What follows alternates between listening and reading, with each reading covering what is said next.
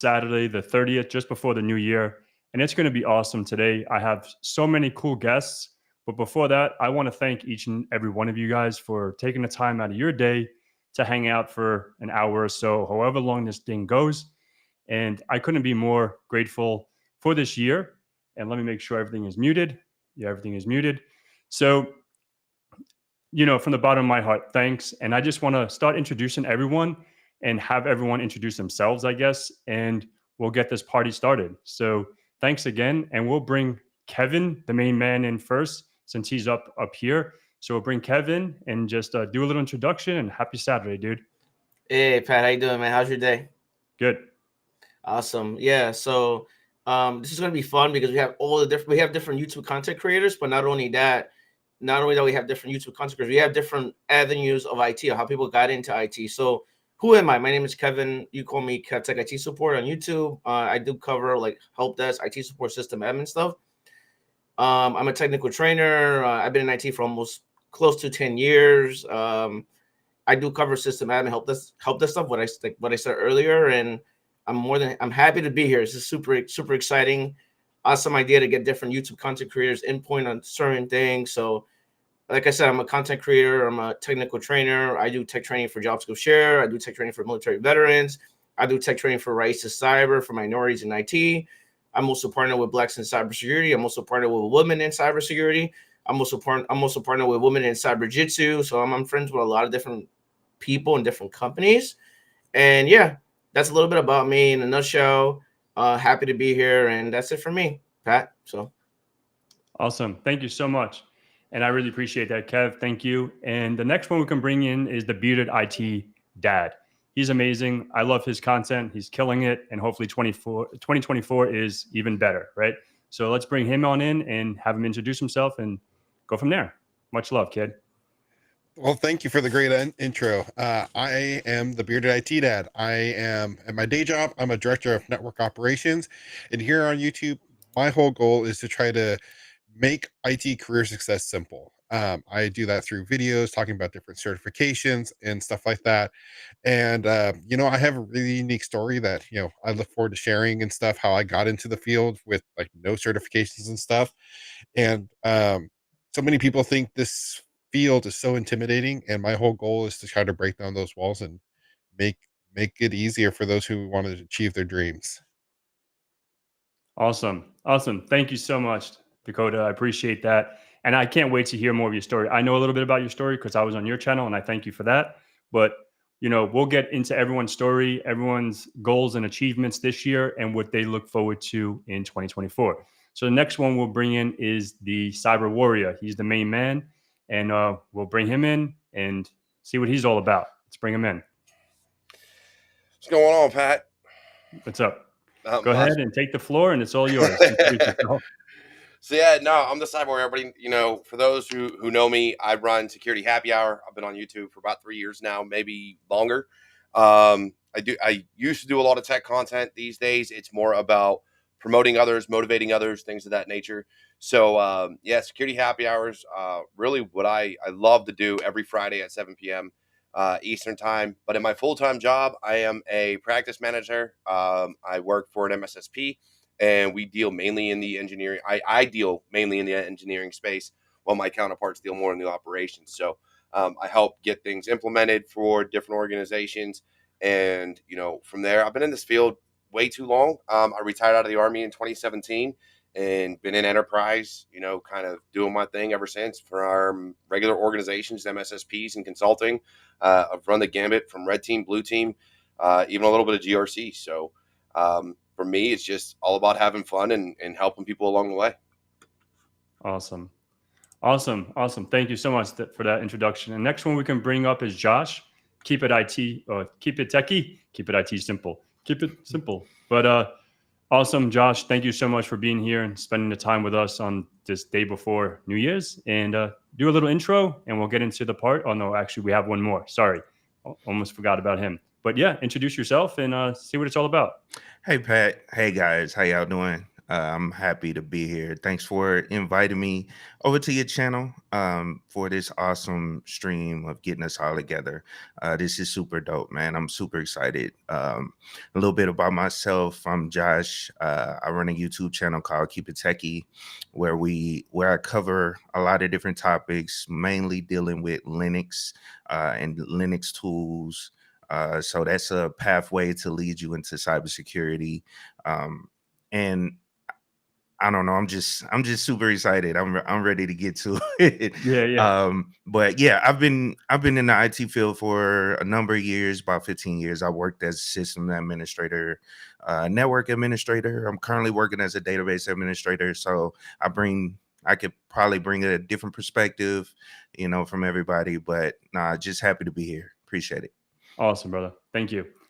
And the last one, and not least, Professor Roger. So let's bring him in, introduce yourself, what you do, and we'll get this party started. Hello, everybody. Happy New Year. My name is Professor Roger, and I've been in the field for 20 years. Like everybody else, we're veterans in the field, experts. I work for Microsoft. My title is Senior Principal Cybersecurity Architect. I help companies mature their security posture, help them build a team, help them with their solutions. Also I'm a professor of cybersecurity. I teach at several universities on the East Coast. I'm originally from Brooklyn. I'm located in Atlanta now. And also I founded the Professor Rogers Cyber Lounge, where,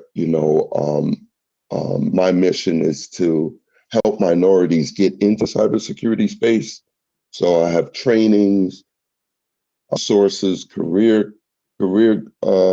guides, all that stuff to remove the barriers or obstacles that are in the way for them to get into the field, right? So I'm glad to be with my friends at the end of the year. All right, let's have some fun. Awesome. Thank you everyone for being here. Like I said, thank you from the bottom of my heart. I really appreciate this. This should be a blast. And for everyone shooting some stuff in the chat, thank you, Dakota, for what you just did. Appreciate that, brother. And it just popped up. And yeah, I really appreciate every single one of you guys. So I guess we can obviously talk about what went right this year, right? I guess we'll start from the left going right. I guess I'll start first, right? I guess I'll start and we'll go around the room. We'll go around the little cube. So what went right for me? I guess work. Obviously, thank God I have a job. On the YouTube, we'll keep it YouTube friendly or towards YouTube and the content creation. I hit 56,000 subscribers today. Pretty stoked about that. I might be just a little guppy in the sea, but it's a big achievement from the beginning of the year. I think I had 28,000 subscribers. So I think I went up 34,000 so far. So I think that's a pretty decent amount. It's 3 times the amount of last year. And, created a few courses, on my YouTube channel, SOC analysts, setting up a SIM tool, some hacking labs, Windows Server 2022. And I'm finishing up a VMware. So if you're looking to get your VCP DVA or DCV, data center virtualization from VMware, I'm going to have 23 videos to set up a VMware environment, ESXi, and all that stuff. I don't just do cybersecurity. I do it for a living, but outside of cybersecurity, a lot of you folks know, I come from a network systems background. So that's where my bread and butter and my heart still stays. And, cybersecurity just came about, 12 years ago when I got my PayPal hacked.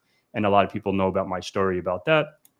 So that's, a lot of wins this year. And I'm just super stoked to see what 2024 has in store. And we'll talk about what I'm going to do in 2024 because I don't want to talk, the whole time. But that's a little bit about a lot of my wins. So thank you for all the support and love. And let's, fucking kick ass in 2024. So I'll pass it to Professor Rogers. What is your wins this year? Wins this year is that I got about 400 people certified in Security Plus and ISC squared. Right. Thank you, thank you. And we got maybe 50 to 100 people jobs in IT, working in conjunction with other nonprofits and recruiters and stuff like that. I think that's my major accomplishment. Other than that, this year sucked. It's so much. It's like, I guess it's the last COVID year, so I guess so. I don't know, but yeah, this year it's a crazy year. But I enjoyed it. Awesome. And you're still alive, so that's a win, right? Yes, So yes. cool. Awesome. Thank you for that. And I guess we'll go to Kevin. Go ahead and what are some of your wins this year? And then we'll go around what are the losses, right? And then what we can do to improve those either wins or losses in 2024. But we'll get to there in a sec. Yeah, man, I'm super excited to be here. Like I said earlier, one of the big wins for me is I actually got to meet people that are on this panel. Like I got to meet Professor Rogers in person. We hung out. I had pizza with him in Williamsburg area, Brooklyn area. We chillaxed. Then I had a chance to have barbecue with Keep It Techie, and we actually shot some guns, and it was pretty cool. Like like Keep It Techie he's a down to earth guy. I love Keep It Techie. So we hung out, we chilled. I wish I had more time. Otherwise, I would have hung out with him a lot more. And then the other opportunity was hung out with actually Pat, and we hung out at DEF CON, and we actually had people that actually knew who we were because of our YouTube channel. And we helped so many people, and I didn't realize that we impacted a lot of people that much. And that was a good opportunity for us because we helped a lot of people. And then those are wins for me because I get to meet people, and it's very important for me because you're building you're building like your journey. You're also getting to know people in person. Like, it's different being in video versus being in person, right? It's not the same thing. It's two different things, right? So I appreciate that. And then the other wins for me is I have 17,000 students that are enrolled in my Udemy course. So literally 17,000. That's a lot of students. 17,000 students. And then I helped over 1,000 people get jobs in IT this year. So I'm excited about that too. So yeah, a lot of big wins for me this year. And my Discord just hit 10,000 people. Like literally have 10,000 people on my Discord. So I'm also excited about that too. So it's just big wins for me, very big wins for me. But that's it for me. That's all I got to say. So Awesome, dude. Thank you for that. And the Cyber Warrior, what are some wins 2023, and what is some stuff that you're proud about? Oh man, so let's see. I ended up in my first management role since retiring out of the Army. Something I never thought I was going to do. When I retired, I retired as an NCO. I really didn't like being in charge of people and being responsible, but that's because the military puts a bad taste in your mouth about it, because then you become responsible for all of their mess ups too, and including DUIs and things like that. So, but no, I finally found my way back to it and realized I really enjoy it. And so started that earlier this year. I want to say it was like March timeframe. I'm up to 40 as of today, 4,800 subscribers on YouTube. So, nothing to the likes of the people here on this panel, but I don't put out the technical content that everybody else does. For me, it's more about, the interviews and putting other people out there. So, I don't necessarily foresee it as being a bad thing. It's just, different type of content for different people. And so for me, it's just a different way that I can help that, I think works for me. And then beyond that, it's been, just taking care of business and moving up in the world and, looking to do more and more next year. I'm going to bring Walk With Me back next year. I did 50 episodes. And that's going to come back out. I'm hoping to start the first of the what would it be, like this 30 of the year. So I'm hoping to drop the first episode then of season 2. And then from there, just keep growing and helping as many people as I can. And, I honestly, and I know you said you're going to get to like losses and stuff, but I wouldn't say I had any. I was interviewing, Isabel last week, and she made a very valid statement. There's no such things as like ups and downs or wins and losses. It's wins or ups and learning experiences. Mm-hmm. And so I think that is probably one of the best statements that could be made, is as long as we continue to learn and grow, then you haven't lost. The Facts. moment you give up on learning is the moment you lose. And I will never consider myself to have lost anything or failed at anything. It's just a growing opportunity and a learning opportunity. Facts. Thank you for that. And the next one we'll go to is the Bearded IT Dad. Go for it, dude. What are some wins? Yeah, this year was interesting. Started actually at the end of 2022 when I actually got pretty serious about my YouTube channel and realized the good I was doing. It was a fellow YouTuber who convinced me to get into tech originally.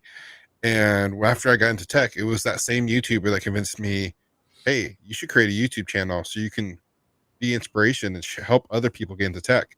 Mhm. And that's always what it's been deep down, is to try to help people gap this bridge. And when I started getting serious about YouTube, and I started getting more and more messages back from people that were just thanking me for giving them the kick in the pants they needed to um, make the break into tech. And that was just such a great inspiration. This year, I also started doing one-on-one career coaching with people. Mhm. And man, did imposter syndrome kick in when I started doing that. I was like, who am I to tell people what they should do with their careers? And I did my first two. I'm like, nah, this isn't for me. I don't know what I'm doing here. And those first two people I coached came back to me like a week later and like, dude, the advice you gave me helped me land my first job like within a Mhm. week. And I'm like, this is what I'm meant to do. So that was a huge win for me. The channel started to take off. I've in the middle of building my own studio here. Mhm. So that was a huge win for me. And then the career wise, you know, last year I leveled up to a director of network operations at my day job. And that was my dream job in the beginning. And just continuing to do that, taking on more responsibilities. That was another huge win for me.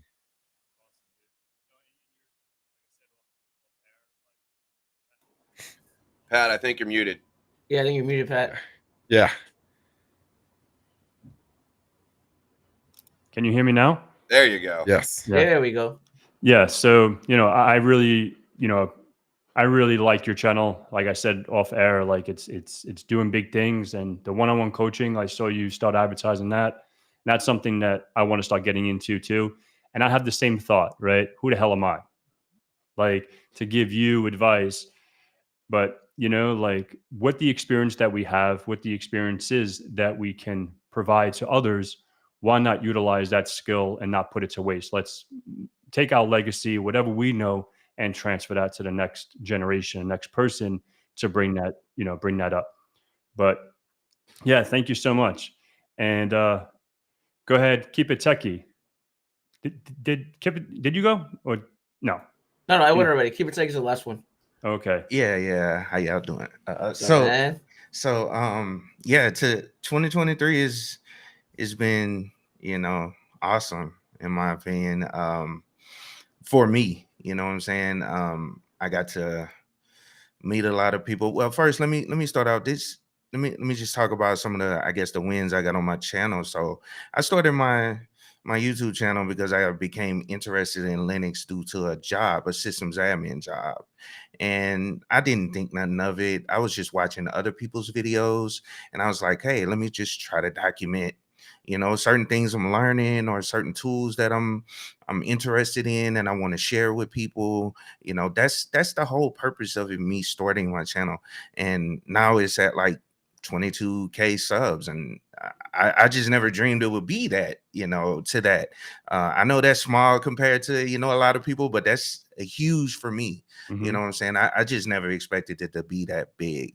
Um, so this year, one of the wins, I gained about 6,000 subscribers. I think beginning of this year, I started off with 12. And then also, this is my first time actually going to a tech conference this year. So I look at that as a big win. I've never, actually been to any of the conferences. I always talked about going, and it's crazy because I live in Las Vegas and DEF CON is here every year, you know what I'm saying? And never been, you know what I'm saying? I just never had the time, or I work, I'm normally, I work government contracts. So sometimes it's out of town a lot of times. So it's just always tough to go to these conferences, and this was the first year I had the opportunity to go to one, so that was awesome. And then also meeting people on YouTube, you know what I'm saying? It's almost turned into a family. It's super cool, you know what I'm saying? Like meeting Kev Tech. I don't know. I just wanted to take him. I just wanted to do something with him, man. That was super cool to meet him. You know what I'm saying? And you, InfoSec Pat, meeting you as well. I think I shook your hand, or no, we ran out of time, but I catch you next time. Yeah. And then it's just super cool meeting people, and this year's been good. Oh, and also mentorships, like throughout the year. This year I actually started like a mentorship program where I just do one-on-one mentorships for free for like 30 minutes, and I've helped around 30 people either get better positions or get into the tech field, do mentorship and just directing them and guiding them if they got questions, so that's awesome, to actually help people. I don't know, that's one of another reason I started talking about the tech field, because in the beginning of my channel it was strictly about, oh, this is what I'm learning in Linux. It was kind of all about me, and then I was like, man, it's so many people out here that need help and they want to get into the field. They don't have the direction. I didn't have the direction going up, so let me try to be that person to give them the direction, and that's something I learned in the military as well. You're always helping people coming behind you, so it's just super dope to help people and see it actually work for them. So that's all I got right now. That's all my wins. I think your mic is messed up again, Pat.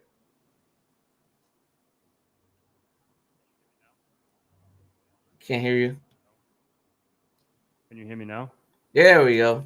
Yeah, it's Pat clear. keeps muting his mic Bad, and man. then forgetting that it's muted. Gotta call help desk for Pat. No, it's not even that it's muted. It's just damn Wave XLR thing that goes like the mic goes super low and then it like bugs out. So, and I rebooted my machine today. So I was like, I want to make sure this shit is like everything is rebooted, start from scratch, but it always fails. But yeah, man, thank you so much for sharing that. That's super cool. And yeah, so I guess like, I guess we can not talk about losses because you really made a big fact right there. Like there's really never a loss. It's always a learning experience. And, but, I guess we can go and just talk about like, what do we want to do in 2024? Like I guess start this again. There's some things that, the one-on-one coaching, I've been asked this year from several people, and I'm just like, I'll talk to you for a few minutes. Hey, what are you up to? Blah, blah, blah. But really taking that time to really give back to that person or give back to the community, because we do have, each and every one of us has decades worth of info in our brains or, in us. So why not convey that and why not share that with others? Right. So I was like, okay, like, let me start in 2024. That's something I would love to do. And I have my calendar. Thank you to Kevin, Dakota, and everyone else that has those things going on, one-on-one coaching, everything like that. So that's what inspired me to start that. And yeah, so that's something I'll be starting in 2024. So if you want to learn how to set up a hacking lab at home, we can spend a few hours, whatever. You want to shoot the shit for an hour, we can do that, 30 minutes or whatever you want to do. You can see that on my calendar and we can go from there. And a big goal, I don't know how close I'll get, but I would love to get to 100,000 subscribers. And that's pretty much a big goal of mine. And I always shoot this shit with Kevin, see who's going to make it. I just passed him today, so I'm winning the race. And so obviously it's an inside joke. I like to fuck with him. But yeah, man, like there's so many other things. I want to create, courses. There's some certifications that I want to get. that I really want to buckle down. And at the end of this year, like I needed to get back into the motivation of studying.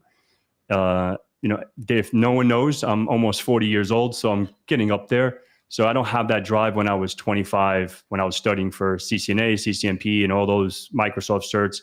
I don't really have that motivation as much because I have family and everything from the outside, trickles in, right? So it's like, oh, I'll do it tomorrow, I'll do it tomorrow, I'll do it tomorrow, I'll do it tomorrow, right? And tomorrow never happens, right? And fucking look, it's already 2024. And I wanted to study for the PMPT this year. That didn't happen. I probably got to like 30% of the fucking course. So that's, really buckling down and having a strategy, having a schedule.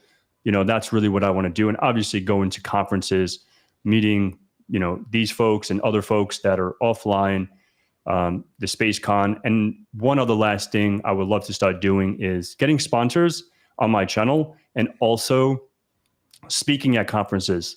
Yes, I do get anxiety speaking. I'm not going to lie, but it's something that I want to break through and I want to give it a shot. So I want to, do call for papers and fucking, I did one this year.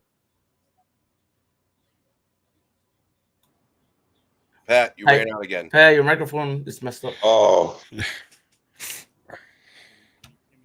Have you submitted an IT ticket yet? I'd say send it to Keep It Techie, but he only knows Linux, so we got to send it to Kev. Damn, man, I don't want to do support anymore. You can't send it to Kev. He only works on printers. That is true. That is true. No, your mic. Can't hear you, man. Your mic is all messed up. No, you're a no-go. I can hear you like super muted. All right, can you hear me now? Check. Oh, yeah. No, check the audio on your actual computer, homie. No, it's not that. See, you got too fancy of a mic there. That's the what it is. problem. So you could just use the USB mic like the rest of us, but no, you had to go XLR. Yeah. Keep It Techie. He's got an XLR there, right? But he's also using Linux, right? And he knows how to make it work. There's a difference. True. That is true. That is true. All right. So Pat, we're gonna take over the show while we're waiting for you to fix your shit. Yeah. All right. Also, so Roger, what are some goals you want to do for 2024 since Pat went over that? Oh, 2023, 24. What I want to do in 2024 is I want to speak more. I want to bring that back. I was doing that before COVID. Now I want to get back into that. I want to try to bring more diversity into cyber, right? Invite people to come to conferences, right? Because conferences is really where it's at. I know you this is your first year going, right, Kev? To conferences? Yeah, and you've seen the power of networking and all that there, right? So it's good to have more diversity in the conferences. So I want to do that. And then also push more free classes and courses and resources. Maybe get a sponsor, right, to help in some of them, right? Like Pat, Info Pack. He got like what? How many?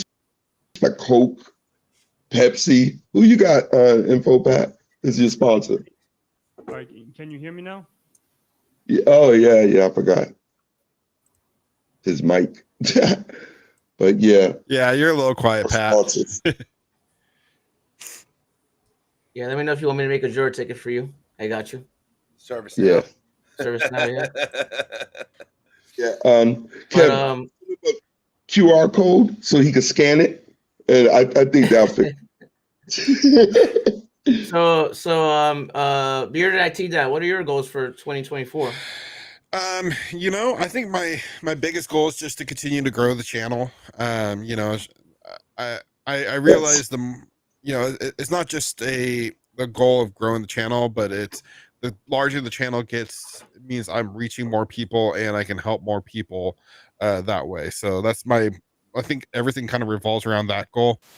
But I want to want to help more people kind of get into the IT field. And there's different ways about going about that. I realize that everyone likes it when we do sponsored content, but that also helps fuel the mission for us to go out and do bigger and greater things. I got some projects coming up in 2024 I can't talk about yet, and couldn't have done these cool projects without the help of sponsors. So another thing I wanted to continue to do is my holiday giveaway. I started that this is been my third year, where every holiday season I give back to the IT community. I donate, I give out training material and resources, and that's been a really cool thing. And That's another thing I want to continue to do in 2024. Then personally, I want to get back on the certification bandwagon. I want to go out and get some Juniper certifications and Linux certifications. Awesome. What about you, Keep It Techie?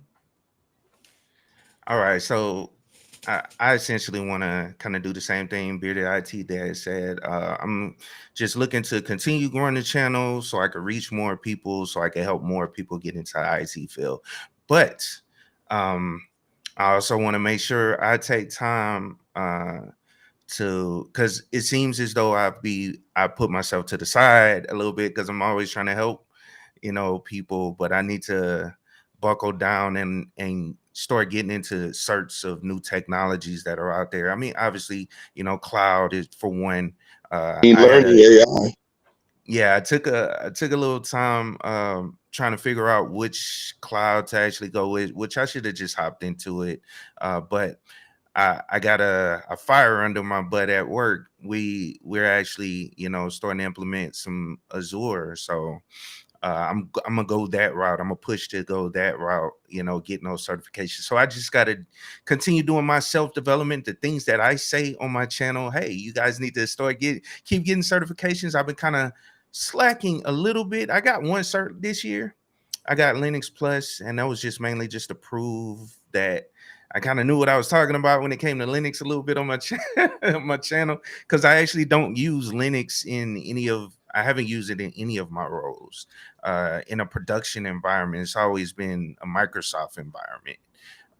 But yeah, and I just got to make sure I continue my own self-development and not kind of be a hypocrite by not doing what I should, what I tell other people to do. You know what I'm saying? So you lead by example, essentially, is what I'm saying. Yeah, that makes sense. What about you, Cyber Warrior? I mean, for me, honestly, kind of like the rest, right? It's about as a content creator, and as someone who really wants to make something out of this channel, I'd love to see it grow. Um, not only for the further reach, but let's be honest, no one is completely altruistic, and so I would eventually like to actually start making some kind of money off of the channel, through ad rev, which means you don't have to give money, but you watch enough hours, then YouTube will pay me.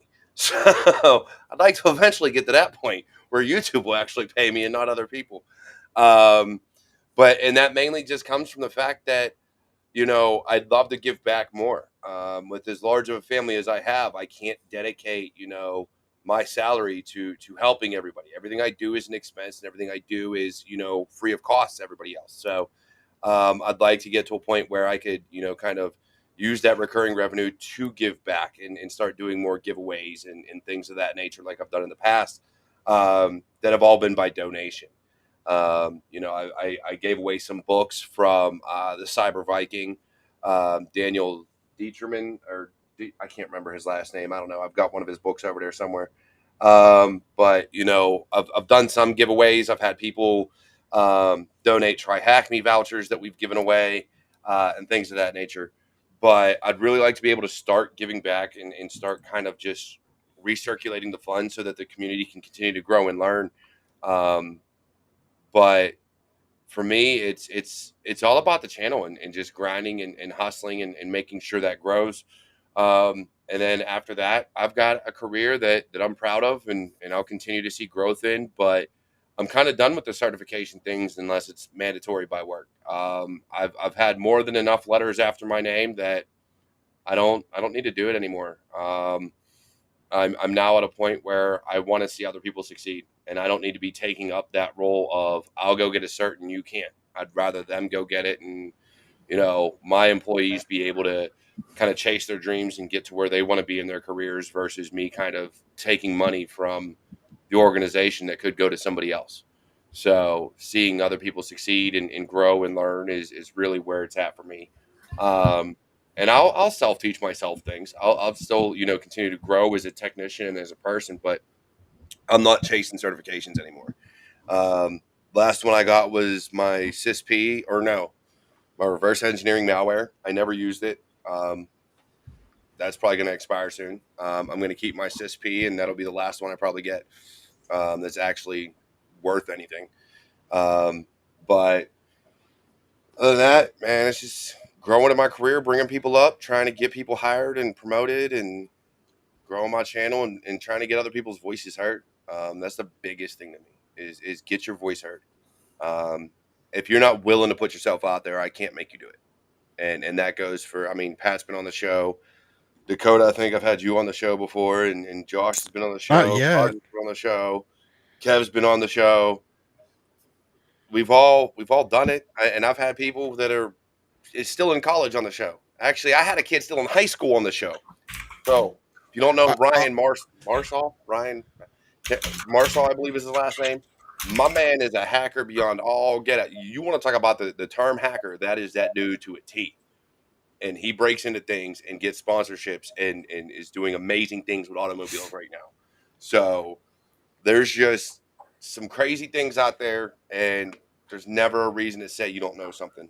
We all have something to give back, and I think that's what I'm going to start putting forth next year is trying to get more and more people to show that they do have something to give back to the community, no matter where you're at in your career. Awesome. Can you guys hear me now? Hey! There we go. Pat, what happened, Pat? I had to moderate the video for you. What's going on? I know. Yeah, the USB mic is way better than this $1 million fucking mic. Oh my God. So before we move on, actually, I want to add on to the Cyber Warriors what he was just saying about not getting certifications. I want to get certifications, but I'm getting them for me. Right. And I think that's one thing a lot of people don't realize. Certifications, in all honesty, really shouldn't be for your current job. The point of getting certifications should be for what you want to do in the future, what you're passionate about. And I view certifications as a framework. It's going to help me get focused on learning that topic. It's going to outline what I need to learn to be a better person, to better understand that. And that's why I want to, focus in on that. So again, I want certifications because it's what I'm learning, what I'm passionate about. Not doing it for my employer. Now, if my employer wants to pay me, that's a whole nother thing. I don't think enough people leverage that in the tech industry, that 90% of your employers out there will pay for you to go get these certifications. They don't need to know that you're getting that for your next job. You're not being deceiving. You're just building your skill set up, because it is in long run going to help them out as well. Yeah, and that's the big thing. I think that, like I said, where I'm at now, I'm not looking to move, I'm not looking to do anything. And I don't need the certifications, and I've got enough people that do need them to learn and grow, that I could self-teach myself the material. And again, though, like you, that's why I got my OSCP, though. It wasn't that I needed it for my career. It was literally because that was a goal that I have had for years. And I was like, I will get this. And, and I finally got it in 2020 or something like that. And I was like, that was my whole goal, was I'm going to get this certification. And I did, and I finally got it. But I completely get where you're coming from, because I did that with my CCNA. None of my certifications I ever got for my career. Everything I ever got was just because I really wanted it. It was something that I wanted to do to prove to myself that I know what I know, not for any other reason. And for people that are like, oh, I need to get it for my career. No, get it for you. Because if you're doing it for any other reason than yourself, and I think that's what a lot of people miss out on. They're always trying to get something for somebody else. This is for my career, my employer, my next employer. No. Do it for you. Because when you do it for you, there's so much more love and passion and just drive to do better, to get it and to understand it and to retain the information than there is for, oh, I got to get it because I need it for X, Y, and Z. No, if that's why, it's going to be a hell of a lot harder to learn it than if you're doing it for yourself. If you truly love what you're doing, then it comes easier, and then you'll actually retain the material. And I want to feed on that. That's awesome because I remember going to interviews probably 10 years ago now. And I actually started because now I don't give a fuck. But because I have a lot of certs, I've taken a lot of exams. And people just ask me, why do I have so many? And I got that question probably half a dozen times on interviews. Like, oh, why do you have so many? What is the point? And it's not for the money because I don't need the money, right? Like I just wanted to understand the concept or learn the skill and then get reinforced for that skill. It's like if you're going to go to law school or med school, you're going to go take your bar or your license, right, to become an MD or an attorney, right? You're not going to go to all the way to law school and just fucking bugger off, right? What was the whole point of that? So if I'm learning VMware, if I'm learning whatever hacking or whatever, yeah, the OSCP, PMPT, all these acronyms, that's the reason why I think people should take them, right? Not just because I never did any of them for an employer because it's I don't want to get into that because we're live, but like there's no reason to do it for someone else, right? Do it But for yourself. let the employer pay for it if they can, because some of these are expensive. So if you Yeah. can get the company to pay for it, have them pay for it, because And they should pay. they've racked up the prices on some of these certifications these days. Like we're talking a few $1,000s for some of these certs, and I'm like, homie, I got 5 kids, Yeah. I can't pay for that. Exactly. So that's what like the OSCP you were talking about. The OSCP is like what, 2,000, Oh, $1,500. dude, they completely jacked that one up, man. That's like Yeah. $2,000 now. Yeah. So, that's why like the alternative now is, the PMPT or, CRTP or whatever, all these other acronyms. There's so many acronyms, I forget them.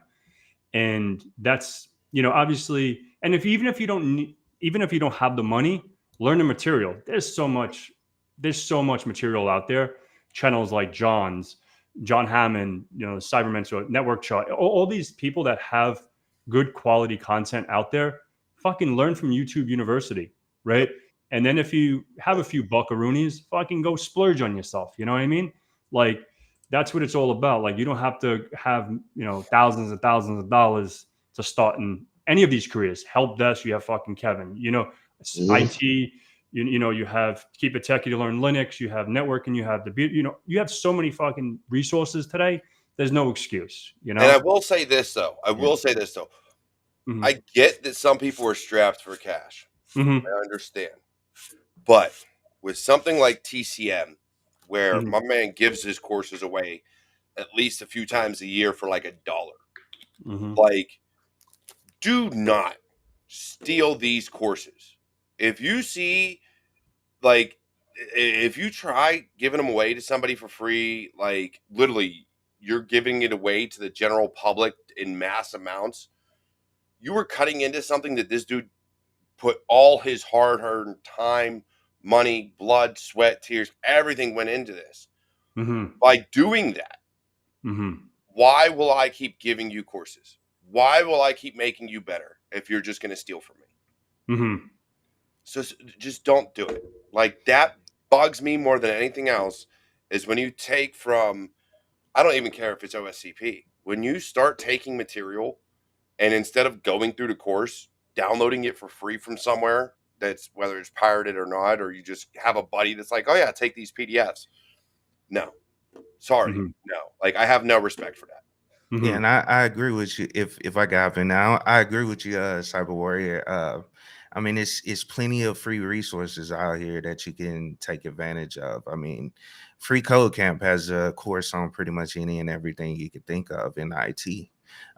So if you don't want to support somebody, or if you really don't want to support someone, don't steal it, obviously, but go over to the free courses and take them somewhere else if it's a problem. You know what I'm saying?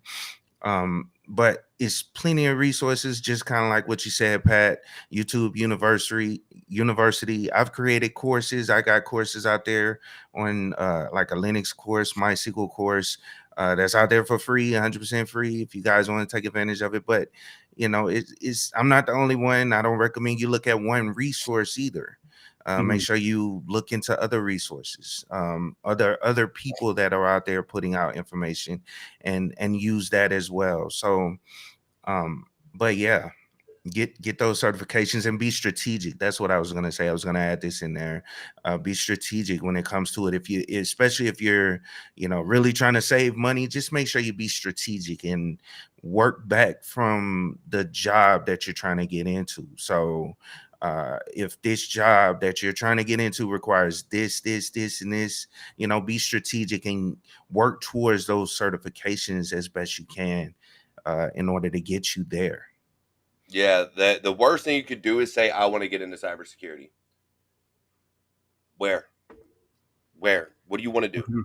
If you don't do your research and really figure out what you want to do, then you're going to spend thousands of dollars on a ton of different certifications. You're not going to know any of it. And you're literally going to go to a job and you're going to be shooting blind because you're not going to have a clue. Do your research. Yeah. And that's anything to do with IT. Because you can say, I want to get into IT. Well, what do you want to do? Network administration, system administration, help desk, Linux administration. Like, what do you want to do? You have to know what you're interested in. And the best way to do that is Google, DuckDuckGo, something. Start playing around in labs. Start playing with different operating systems. Start playing with different types of technology. Look at different cloud environments, AWS, Azure, GCP. You can even stand up things in there's another lab or another cloud environment out there that allow you to stand up VMs. But play with VMware, all these different things, and really figure out what you want to do. Because if you come to me and tell me you want to get into cybersecurity, or you tell me you want to get into IT, cool. What do you want to do? I don't know. Yeah, I can't help you. Gets so frustrating. Yeah, well, I get personally tons of people that come to me with that exact scenario, and that's why my go-to answer is like, if you know you want to be in tech but you don't know what you want to do, go get a help desk job. Go get an entry-level job. And everyone hates that answer. Like, I don't want to do the help desk. I won't make any money. It's boring. But on the help desk, you get a little taste of everything, and you really get to learn what you're passionate about. When I got on my help desk job, I truly didn't know what I wanted. I knew I kind of wanted networking, but I wasn't sure. Like, everyone was forcing me, trying to tell me to go cybersecurity because that's where the money is at. But I got on the help desk and rediscovered my passion for networking, and I'm like, no, I want to be a networking engineer. I want to be a network admin. So to those people that are just like, I want to be in tech, and don't know what they want to do, start somewhere where you can do it all, and then figure out your stuff as you go. Help desk is where most of us got started. Literally, that's where I started. Kev, of course, everybody knows that's where he started. That's where you get your start, is some form of help desk, whether it's a networking help desk or a regular operating system like client support help desk, whatever it is. That's where a lot of us get our starts. And I think that's what people don't realize is they want to jump straight into cybersecurity. And yes, I myself, I'm sure Kevin, Pat, Keep It Techie, Professor Roger, even yourself, Dakota, we've all talked to people that, went straight from some other industry straight into cybersecurity. It's possible. No one's going to tell you it's not. But you may end up doing something you absolutely hate. And as somebody who has hated many jobs in his life and many duty stations and had that, my family suffered the wrath of me hating life. You don't want to end up in that situation. So you want to find out what you enjoy first.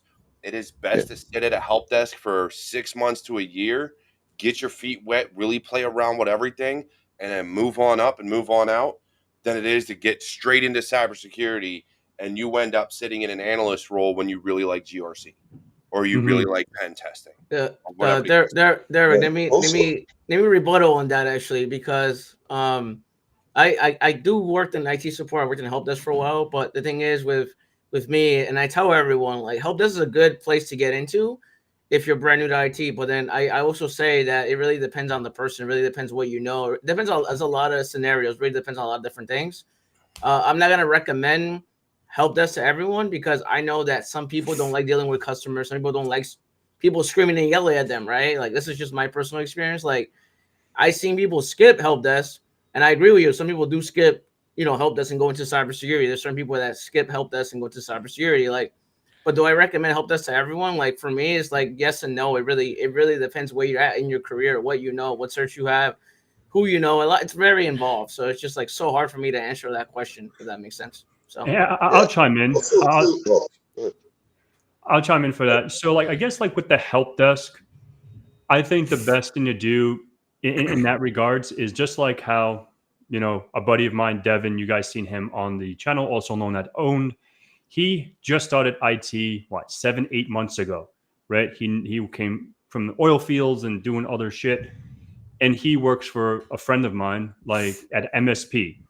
Yes, it's a help desk, but he's helping multiple clients. He's not working for those clients. He is, but he's not working for those clients. So if God forbid he gets yelled at, which I don't think he ever did because he's the top performer there, but like if he ever gets yelled at, then he's probably not going to have to deal with that person. The owner of the place that he works at will deal with the customer saying, hey, don't be yelling at my employee, blah, blah, blah.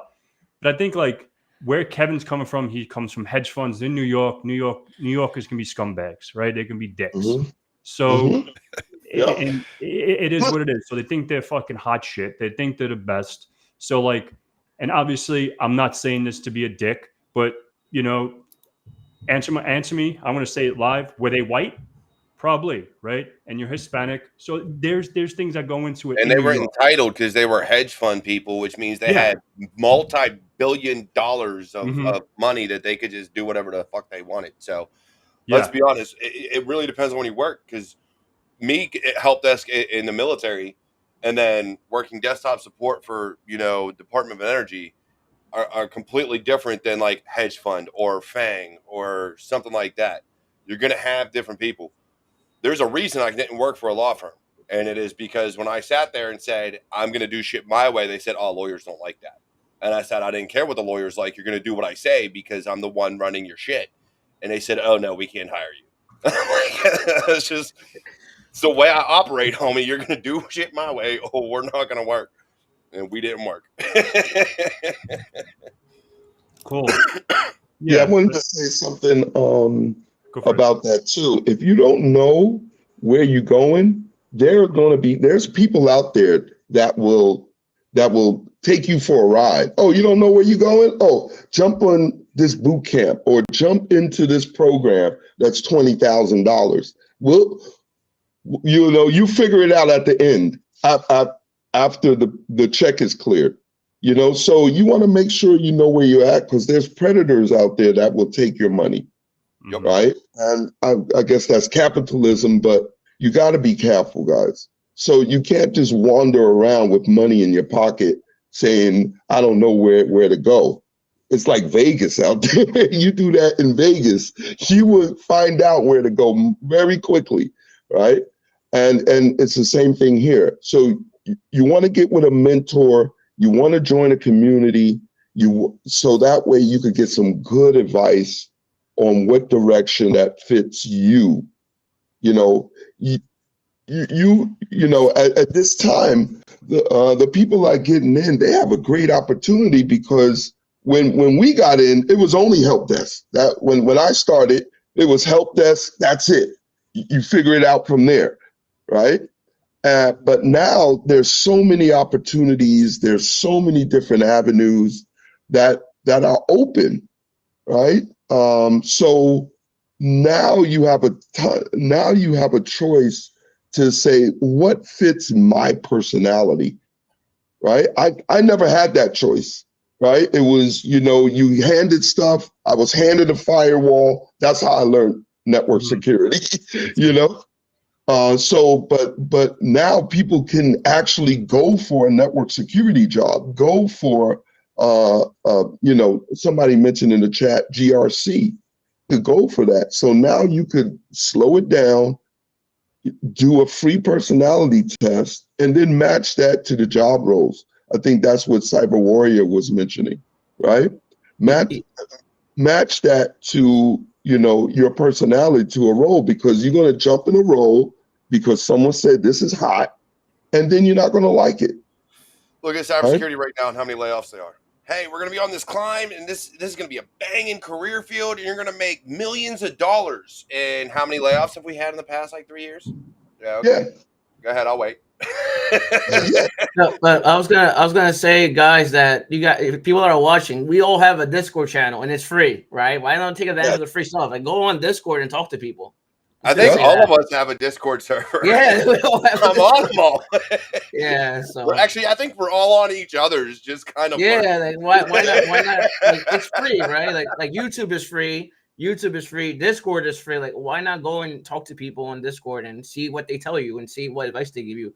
And it's absolutely free. You don't got to pay anything. It's $3. Just saying. Yeah. I'm really concerned about getting into debt for an entry-level job. Yeah, You know what I'm saying? facts. 30, 40, 80,000 in debt and still got an entry level job. I don't think that's fair, especially in the cybersecurity realm. You don't have to do that. And especially since they're giving you free information. YouTube University has opened up the information that used to be closed, right? That used to be guarded. Now it's all free now. So for someone to offer $20,000 to give you and have you watch Professor Messer videos, that's real disservice, right? You could have just watched that at home, So that's what I'm concerned about. That people don't know where they're going, so they're going to get sold. Sounds good. So I guess now, you want to start taking some questions, and Alex made a good point. We're going to go to Europe. There's no layoffs there. Awesome. Oh, AppSec explained. AppSec explains. But yeah, let's go to Europe. Let's go to London, mate. Cheers. But yeah, I guess we could start putting some questions up. We'll go through the questions and see, and then we'll all take a stab at it and see what's up. If there's any questions, feel free to throw it in there. And yeah. What are the top questions? I know we have one here that was asked twice by Hugo on LinkedIn. So no one can comment back to LinkedIn unless you're actually signed in watching the feed there. But he says, as a former tech support supervisor at Amazon for 2 years, working with complex proprietary systems, which is always rough. He's looking to transition into cybersecurity. Many advise starting with help desk, but even basic starts like A+ seem essential to land the role. Advice for experienced professionals like me navigating this career change. Honestly, if you already have that experience, now I get it's proprietary, but you still have to have an underlying operating system. And at 9 times out of 10, it's probably going to be Linux. So you have Linux administration. It's all about knowing how to work your resume. It's all about knowing how to work the type of systems you worked with. Certifications aren't necessarily mandatory. Now others can speak to it. I know for some of my jobs it was, but these days I know a lot of managers that are my age, Pat, like we are trying to pull that out from job recs and just make it a nice to have so that it doesn't eliminate you from being looked at. Dakota, Kev, anybody else got some advice on that one? I was gonna say I agree with you 100%. Like, you have experience, you gotta know how to put it on your resume. You gotta know how to put it into paper. And then the other thing is like, you don't need the thing is with me with certifications, like it's like a hit and miss. Like you don't really need certifications. It really depends on the job and the role. People are gonna hate me for this because I know some people are like, oh, you gotta have this cert, that cert. It really depends on the job, on the role. It really depends on those things. Also depends on your experience. So yeah, just gonna say that. I'd agree. I'm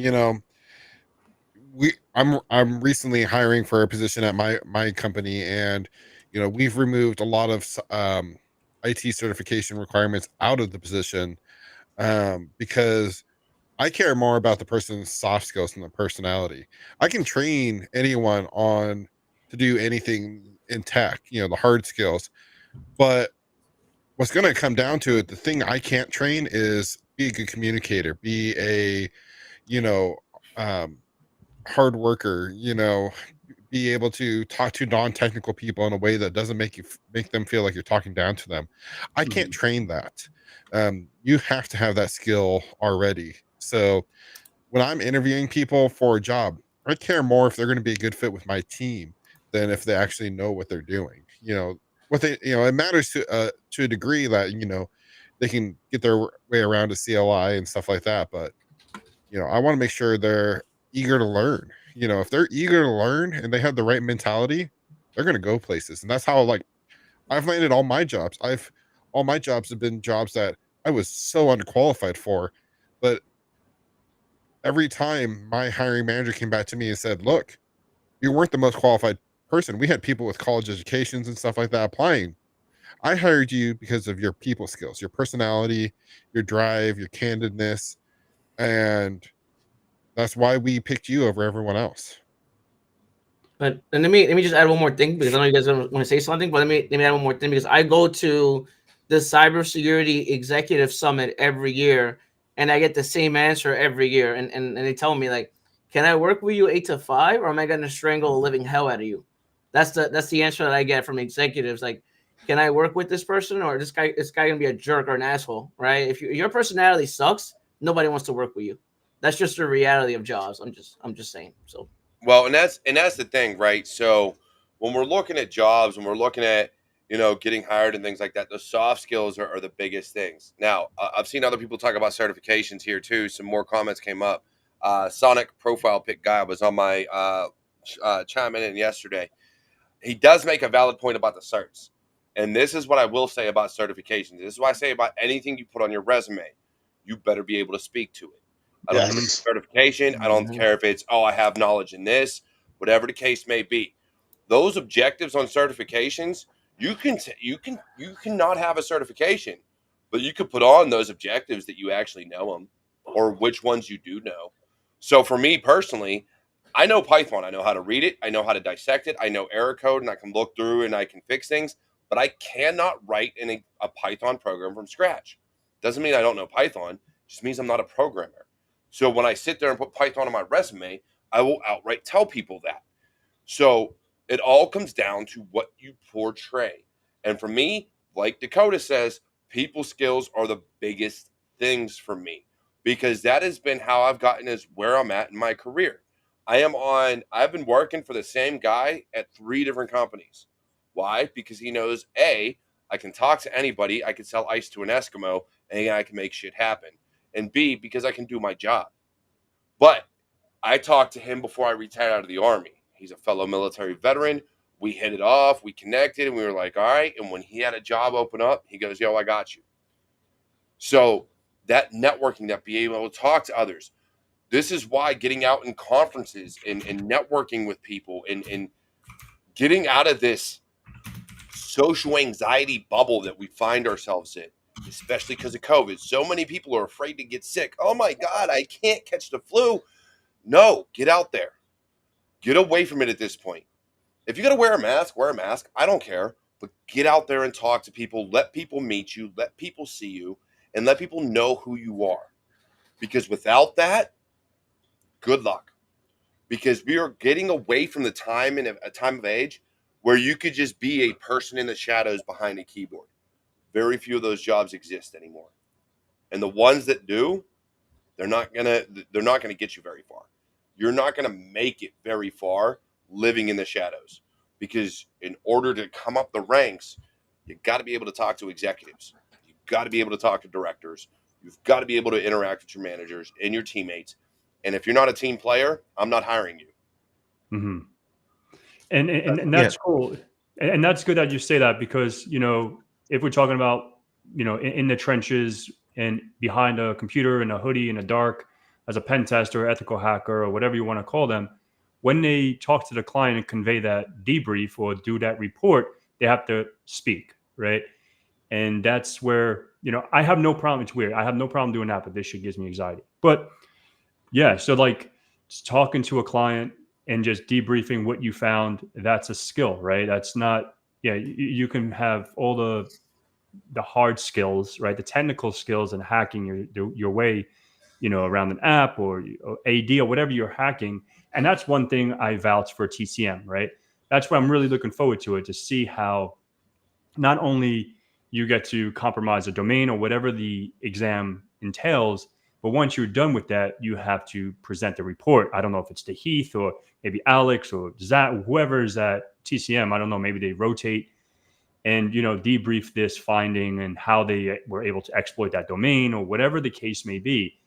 That's pretty dope. And that's where that company sets, themselves apart versus OSCP and all the other ones that just write a report that I could have just made it from ChatGPT and sent it on their merry way, right? But at least like debriefing it, understanding what you wrote down, took screenshots of, et cetera, that's really cool. So having those soft skills and having that, not just the hacking away, is definitely ideal for this field. In IT, same thing, right? You have to maybe do vendor management if you're, Dakota, right? He's a network operations manager or director, but maybe he has to talk to Cisco, maybe he has to talk to Palo, whoever's, vendors he has on his network to maybe do renewals, EOL, end of life extensions or whatever. And he probably has to talk to some vendors. He probably has to talk to management. God forbid a circuit goes down or whatever the case may be. Not just saying, oh, let's jump into CLI and show run interface brief, and then so I can see if the interfaces are up or whatever the case may be, right? So having that skill just to, is goes way beyond just being a cert hog or whatever you want to call and them. it comes down to be able to make it when you're dealing with clients, when you're dealing with people. So let's look at it. There's two ways you're going to come up in this in IT and cybersecurity. You're either going to work for an organization or you're going to work for an MSSP. Those are really the two avenues you have. And what is an MSSP? If people don't know what an MSSP is, what is that? It is managed system security profession. I forget. Provider. Basically, you do IT / security for organizations. Yep. You're basically either an engineer or a consultant. You take on their workload. So you become their help desk.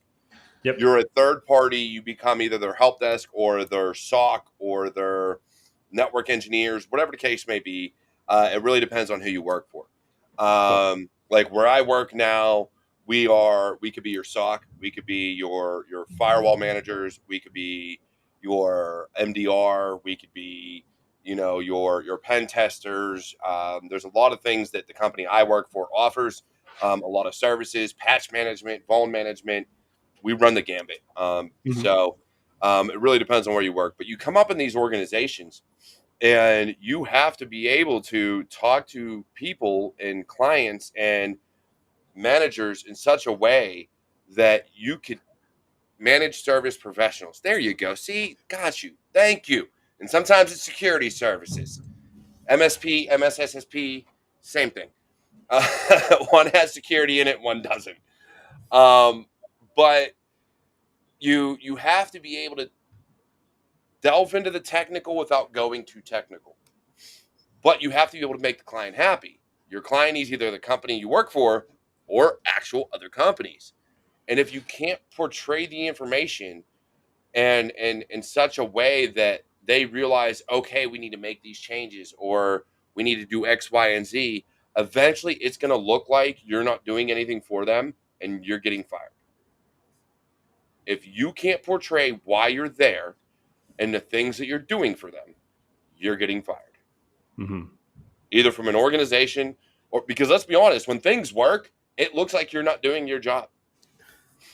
When things are going smoothly, what are you doing? Right.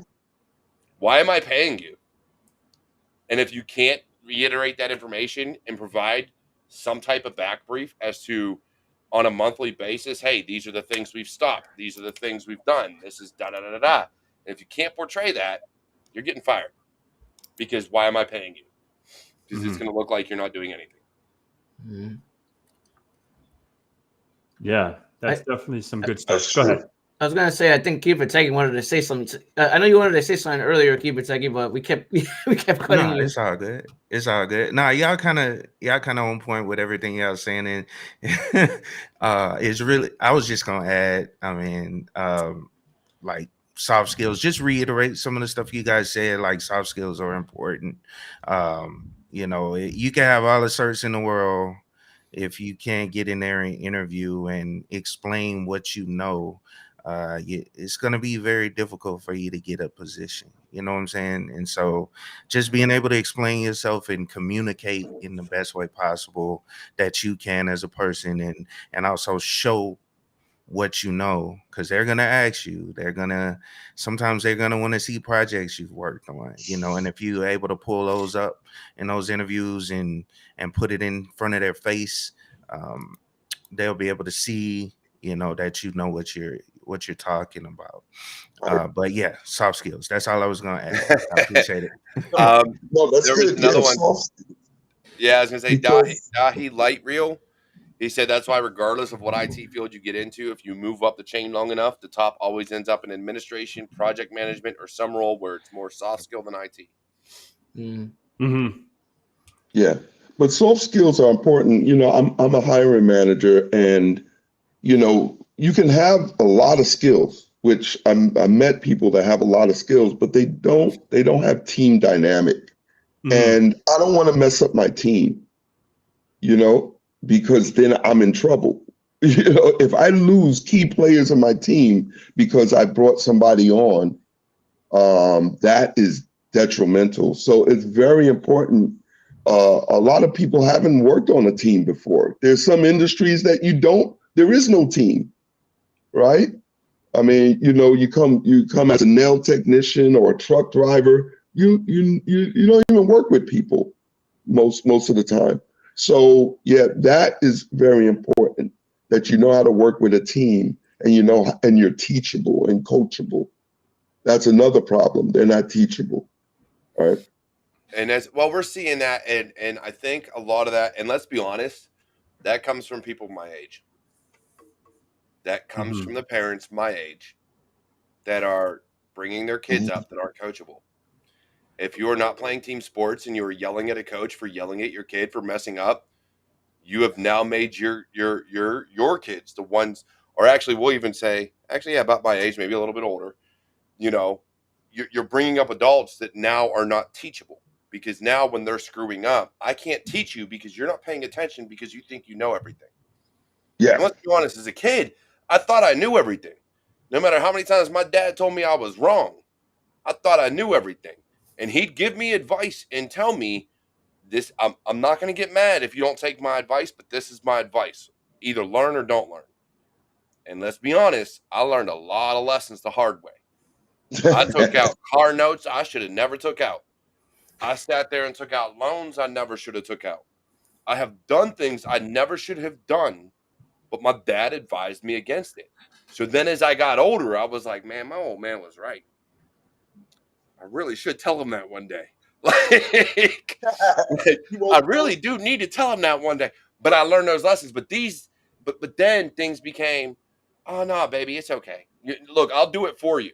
I'll do it for you. Like I'll put my name on that mortgage. I'll put my name on your car note. We'll give you. You don't have to play sports. Oh, you got hurt. It's okay. Like, no, things like that. I'm sorry. You're not teaching. You're not allowing people to learn and grow. And sometimes you need to let them learn the hard lessons. I was taught hard lessons. A lot of us were. But because of that, we're not passing that on to our kids because we didn't like learning those lessons because them lessons hurt. Them lessons hurt. Oh yeah, that's definitely true, and I guess it all depends on where you grow up too, right? I'm a firm believer in that because I have friends that never understood the way I grew up. You know what I mean? It didn't make sense to them. Like, I guess we're live, and I guess I'll go into a little bit about the neighborhood I grew up in. And if you saw if you saw my live on Thursday, there was someone in there that talked about, my neighborhood and how bad it got.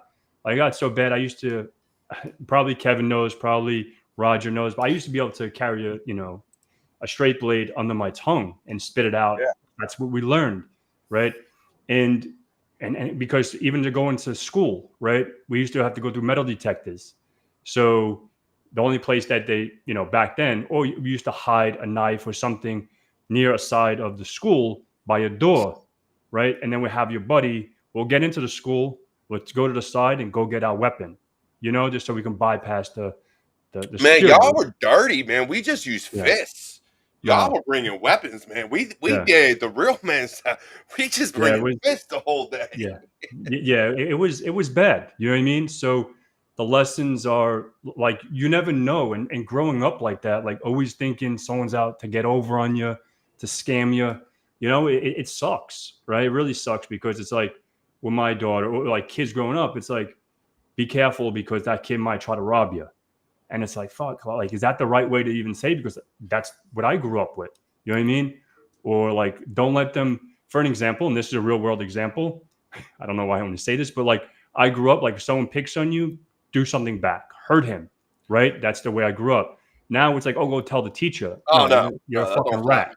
You know what I mean? So like, just go handle it yourself. So everyone grows up different. So maybe like what I told my child is, if someone smacked you in the head, fucking stab him with a pencil in the Oh, hand. no. Like, If that's you get just the way. smacked, you smack them back, right? You Yeah. throw blows. We ain't. So Dang it all Pat, depends we on ain't where you grew stabbing up. people. Yeah, it's true. That's what I do. But people have different things. Oh, go tell the teacher, so and so did something to get him in trouble. No, because that's not. I don't know. To me, I guess everyone grows up different. You know what I mean? So the lessons are learned different. So that's. I look at it, and we do got some other good comments here, so I do want to talk about it. But I did want to say, no, like along that same lines, it's one of those things. It all depends on how you grew up, how lessons are learned. As far as my kids in school, though, all their teachers know that if anyone lays their hands on my kid, they get free reign to knock them the fuck out. And then I will freely take them to ice cream and go get some toys when they get suspended, because they will not get in trouble for defending themselves or anybody else. As long as it's in self-defense, you're golden, homie. Exactly. Now, if you start that, you better win, because if not, you're getting beat twice. Yeah, that's how it was. That's how it was. That's all it is. You're gonna lose twice in a day instead of once. That's all I'm saying. Yeah. But we do have some good stuff here. I did want to get back to more of the IT and cybersecurity stuff. Alonzo has here. I am an IT associate director in my company. I manage 20 engineers. Communication is the key. I do not micromanage, but I cannot allow a team to sink that can bobble. Yes. You can go, Roger. Do you have a comment on that? Roger, keep going. Oh yeah. I was saying yes. He's right. That's another thing that's lacking, and it's a field thing, right? There's a couple of things that are lacking in IT that are starting to develop. Is documentation. We suck at that, right? And communication, right? Because we was always in a silo. Now we're at board meetings. Before, when I started IT, I didn't even know who the board was. What's a board? Right? Now we're at executive meetings. We're at board meetings. We're meeting with our executive team, right? We're meeting with end users. So now communication is a key soft skill. A lot of people don't know how to do that at a corporate level. Right? It's a whole different thing to send a corporate email and then send an email to your buddy. That's two different emails, right? So yeah, those etiquettes, which I'm starting to teach. I'm going to have classes on that this year. It's corporate etiquette, right? So that way how to send an email, how to communicate, especially in Teams and chat, where there's no what's that button you call? You send the email out by accident and you want to recall it back. I forgot the actual term of it. But Recall. Recall. Oh, that's what it's called. Yeah. There's none of that in Teams. This is live chat, right? So how do you communicate with your executive team that might chat you and say, hey, how are we looking at ransomware? Oh, I read your report, right? Or, this user keeps clicking on phishing emails, right? How do I answer back to that, right?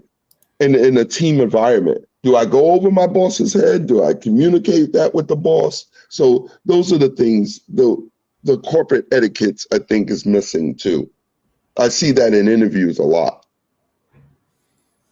Yeah, yeah, I can agree with that. And you know, but I also think you have to know your environment, know who you're dealing with, right? Mhm. So, like me talking to my boss, we're military vets, we're assholes, we talk shit on each other. It's Oh, just yeah, kind of right. like the shtick of what we do. So whether it's in Teams or on the phone, I'm going to be the same person to him.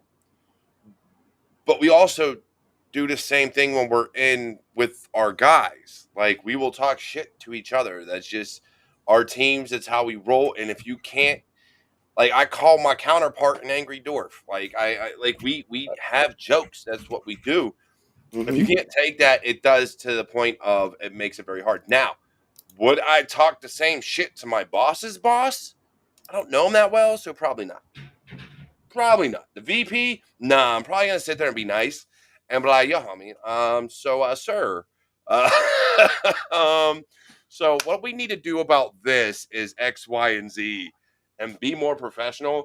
Even though he shows up to the interview in the same shit that we all wear, which is like a baseball cap, maybe a hoodie, and when we show up to these calls and he looks just as, you know, relaxed as the rest of us, I'm still gonna be that guy to be like, so sir, we got some issues and we really need to fix them.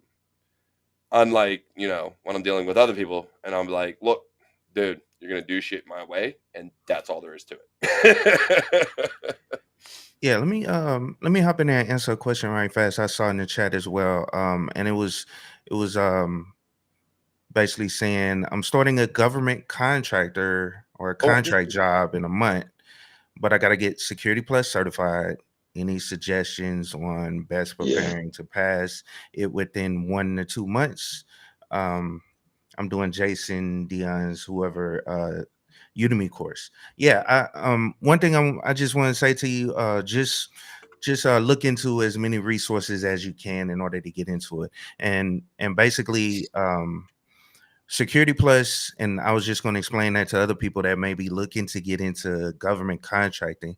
Yeah, they have a what they call a 8570 requirement, Yeah. where you have to get specific certifications at a certain level in order to get on the government contract. I currently work on a government contract. That's why I wanted to kind of chime in on it. And yeah, just get as many resources as you can, go through the courses, also practice exams. And I know all you guys will probably say that about certifications, you know, make sure you go through practice exams so you can have the best chance of passing the certification.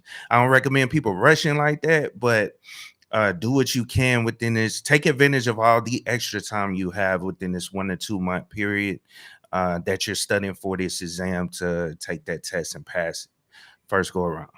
and do not forget, do not test dump. Don't do it. There's a lot of them out there. Don't do it. Because if you understand the foundations of any of these certifications and what they teach, you'll pass the test no matter what they throw at you. If you test dump and memorize the test, by the time you're done with that test, you're not going to know the information.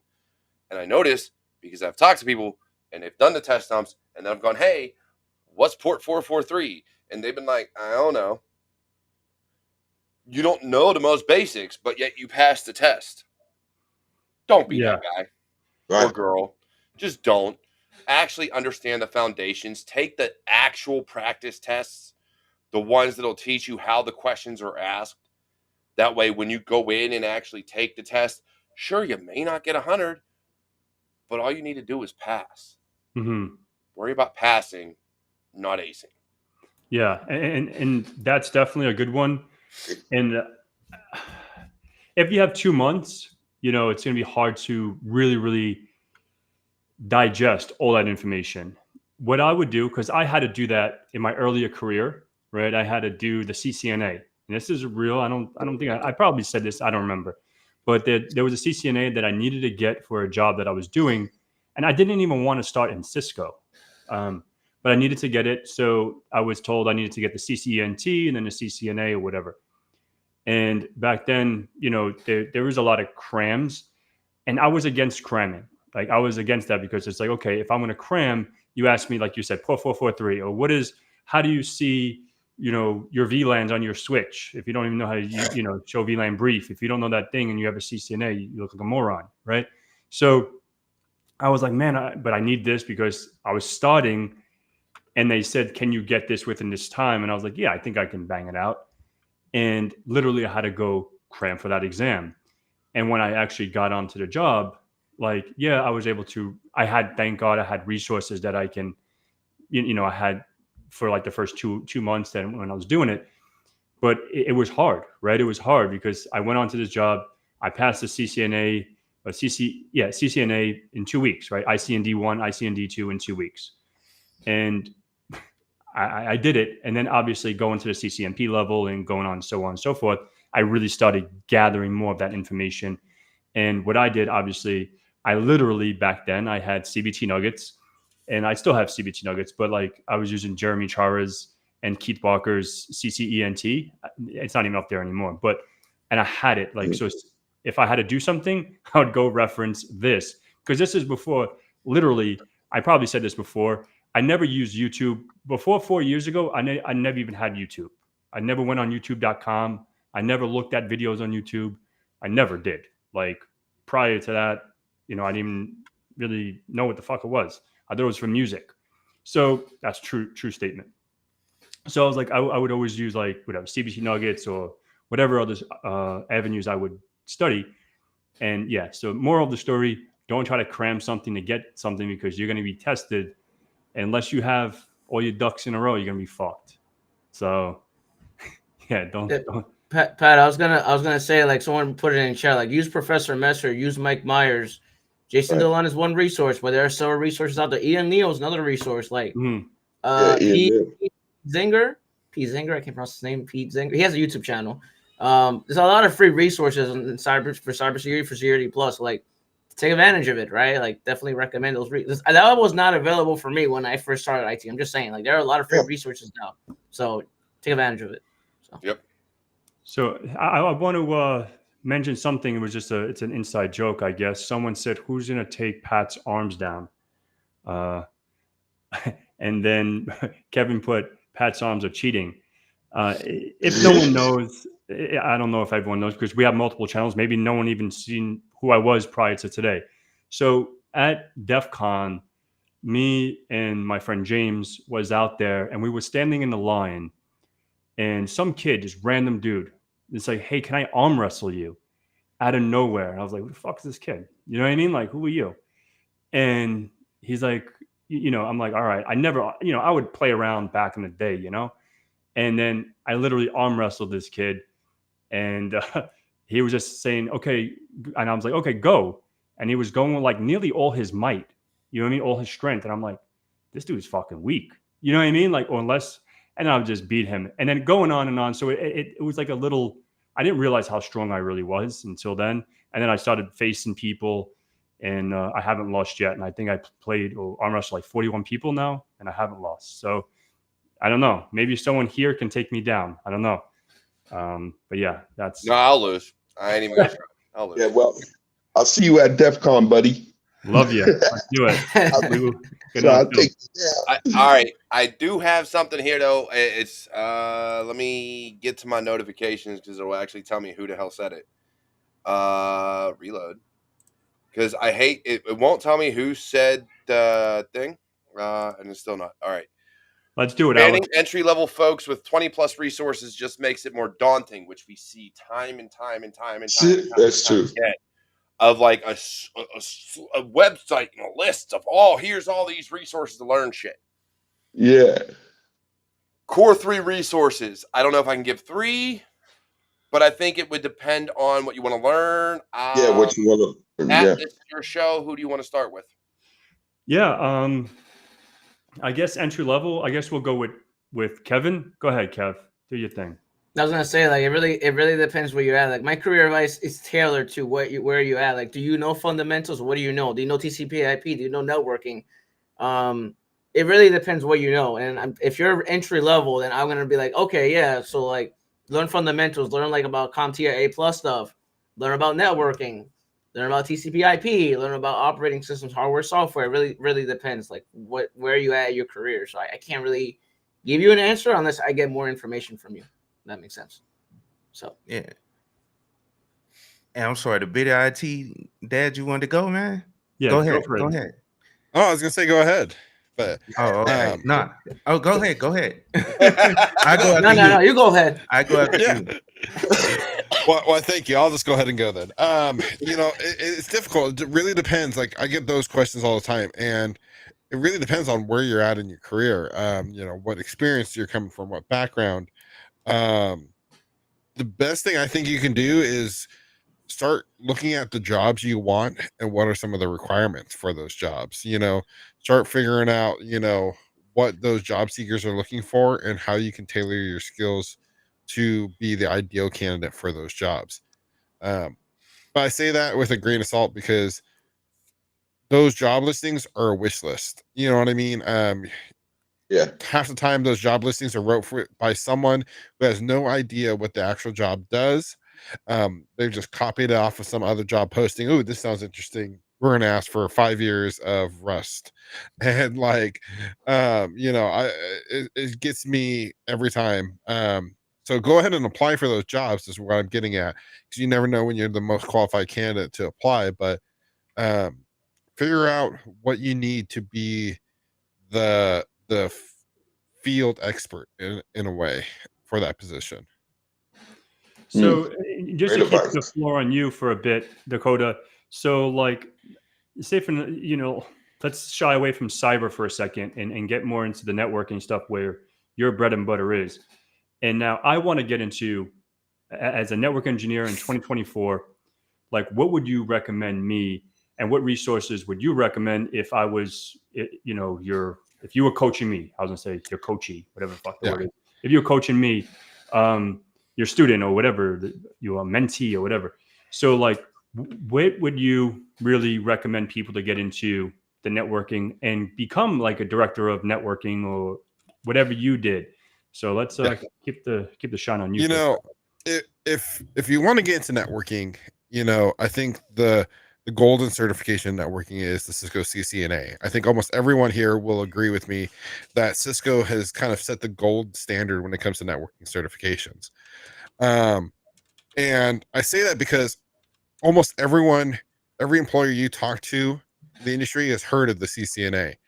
Mhm. But that is not enough anymore. I literally just did a video interviewing Keith Bogard over at INE talking about this. The CCNA is not going to help you at all get a job anymore because everyone has the CCNA. If you want that job, you have to stand out. You have to go beyond just your basic certifications. You got to build a home lab environment and Mhm. start documenting that information. Build yourself a website and create a blog talking about your different lab environments and the different things you've done. Go beyond that certification into like your CCNP, where you start standing out to the employer, because employers are going to look at 100 different resumes and applications, and they're going to spend like less than 5 seconds looking at. I'm going to skim through a resume and be like, not interested, or Mhm. okay, I'll put it in the pile to bring in for an interview. So you have to find ways to stand out, and you don't have to spend a lot of money to stand out. You just have to be unique and build a home lab and talk about your passions and technologies to be able to stand out and be able to land that job and work your way up the career ladder. And now, Awesome. because of that, I I want do to have a stay on question that though, for a real quick. second. I want to stay on that just for 2 more minutes. So now and you're saying build a home lab, right? So I've seen InfoSec Pat, I've seen Kevin, VMware, VirtualBox, Active Directory, all that shit, right? Whatever the fuck that bullshit is, right? But I want to be a network engineer, right? So we're not going to use VMware. Yeah, we may, but we'll get into that another time. But what else would you recommend? You kept on saying home labs. So what can I do after the stream that I can build a home lab to GNS. be in GNS3, right? Yeah, there's Correct. the GNS3. There's there's Packet Tracer, EVNG. There's all those virtualization tools out there. Mhm. But if you want to be really successful and you want to become a network engineer, Mhm. You need to get your hands on some physical equipment. I it. stand by that eBay. 100%. Go, yeah, and don't spend a lot of money. I built a complete home lab off of eBay for $100. Mhm. You know, you buy some used Cisco like Catalyst 2600 series router. You buy 2 of those. You buy one like Catalyst 3500 series switch. And I've broken this down multiple times on my YouTube channel. I have like a tutorial on how to build your own home lab. Go build that home lab environment, physical lab, because it is one thing to practice this stuff in like Packet Tracer, GNS3 and stuff, but it's something totally different to make your own patch cables and feel that click into the Mhm. switch. And then don't just build a home lab and keep it isolated, heating your living room. Force yourself to use it. Connect your home internet connection through your lab, because I can guarantee you there is nothing more stressful than having your 3-year-old not being able to go watch Bluey because you took down the internet. That's the most real the best shit thing ever. you can do is get the commander of the house, which is your youngest child, to piss off because they can't access the Your internet. manager, right? That's your manager saying, I mean, "Who the that's as close to a real world scenario you can get without actually doing the job. Yeah, Um, and I love that, and I'm a firm believer in that too. And even if obviously this all comes to budget, right? And I guess now with budget, if you have T-Mobile, you go get like I have an extra T-Mobile internet service right now for like $50 a month, and I have a firewall on it, and I have routing, I have OSPF, and all this stuff. But this is not really about that. And I got it all set up, and I'm routing, and that's more of my like I want to create CTFs and hacking labs over there, so. I can give like I can use a dynamic DNS, and I can give CTF dot let's have fun.com or whatever, and then like you can go over there, not touch anything behind me. And I really really like that. And the reason why I like what you said, Dakota, is because I had a friend, and Wait, you I don't have know friends, Pat? yeah, I got a few friends. I got I whacked them all, but no, I'm just kidding. Only the ones that fuck me over. But so like I have this buddy that he went for a CCNP, right, and he got a CCNP route switch before it was enterprise, right, and he never did physical. Everything was GNS3, EVNG, CML, Cisco modeling labs, and all that stuff, right, sandboxing and all that stuff. He went into an IDF at work, and he didn't know what the uplink was in a physical switch. So when you have an MDF, which is your main, I forget what MDF Main stands distribution facility. for. Yeah, and then you have your IDF, which is your little ones, like your little closets in your building, and usually that uplinks to your MDF, right? And one of the switches got out of whack and whatever, so he had to fail over and all this other stuff. So he didn't know where to actually plug in the cable because he never really physically touched anything yet, but he has a CCNP, right? So there's that disconnect when you actually take the physical wire, you plug it into your laptop, you have your console cable, you're doing, TTY lines and everything, configuring it from scratch because it's a different feel, and it definitely closes some gaps. So thank you for sharing that. I appreciate that. And I have a Can I question ask on the this, co- though, oh. because they were talking about he talked about the CCNA and Network Plus or Poor Josh. CCN anyways, and going for the CCNP. But I still like to look at things from a baseline level, right? The foundations of what people should know. I had my CCNA.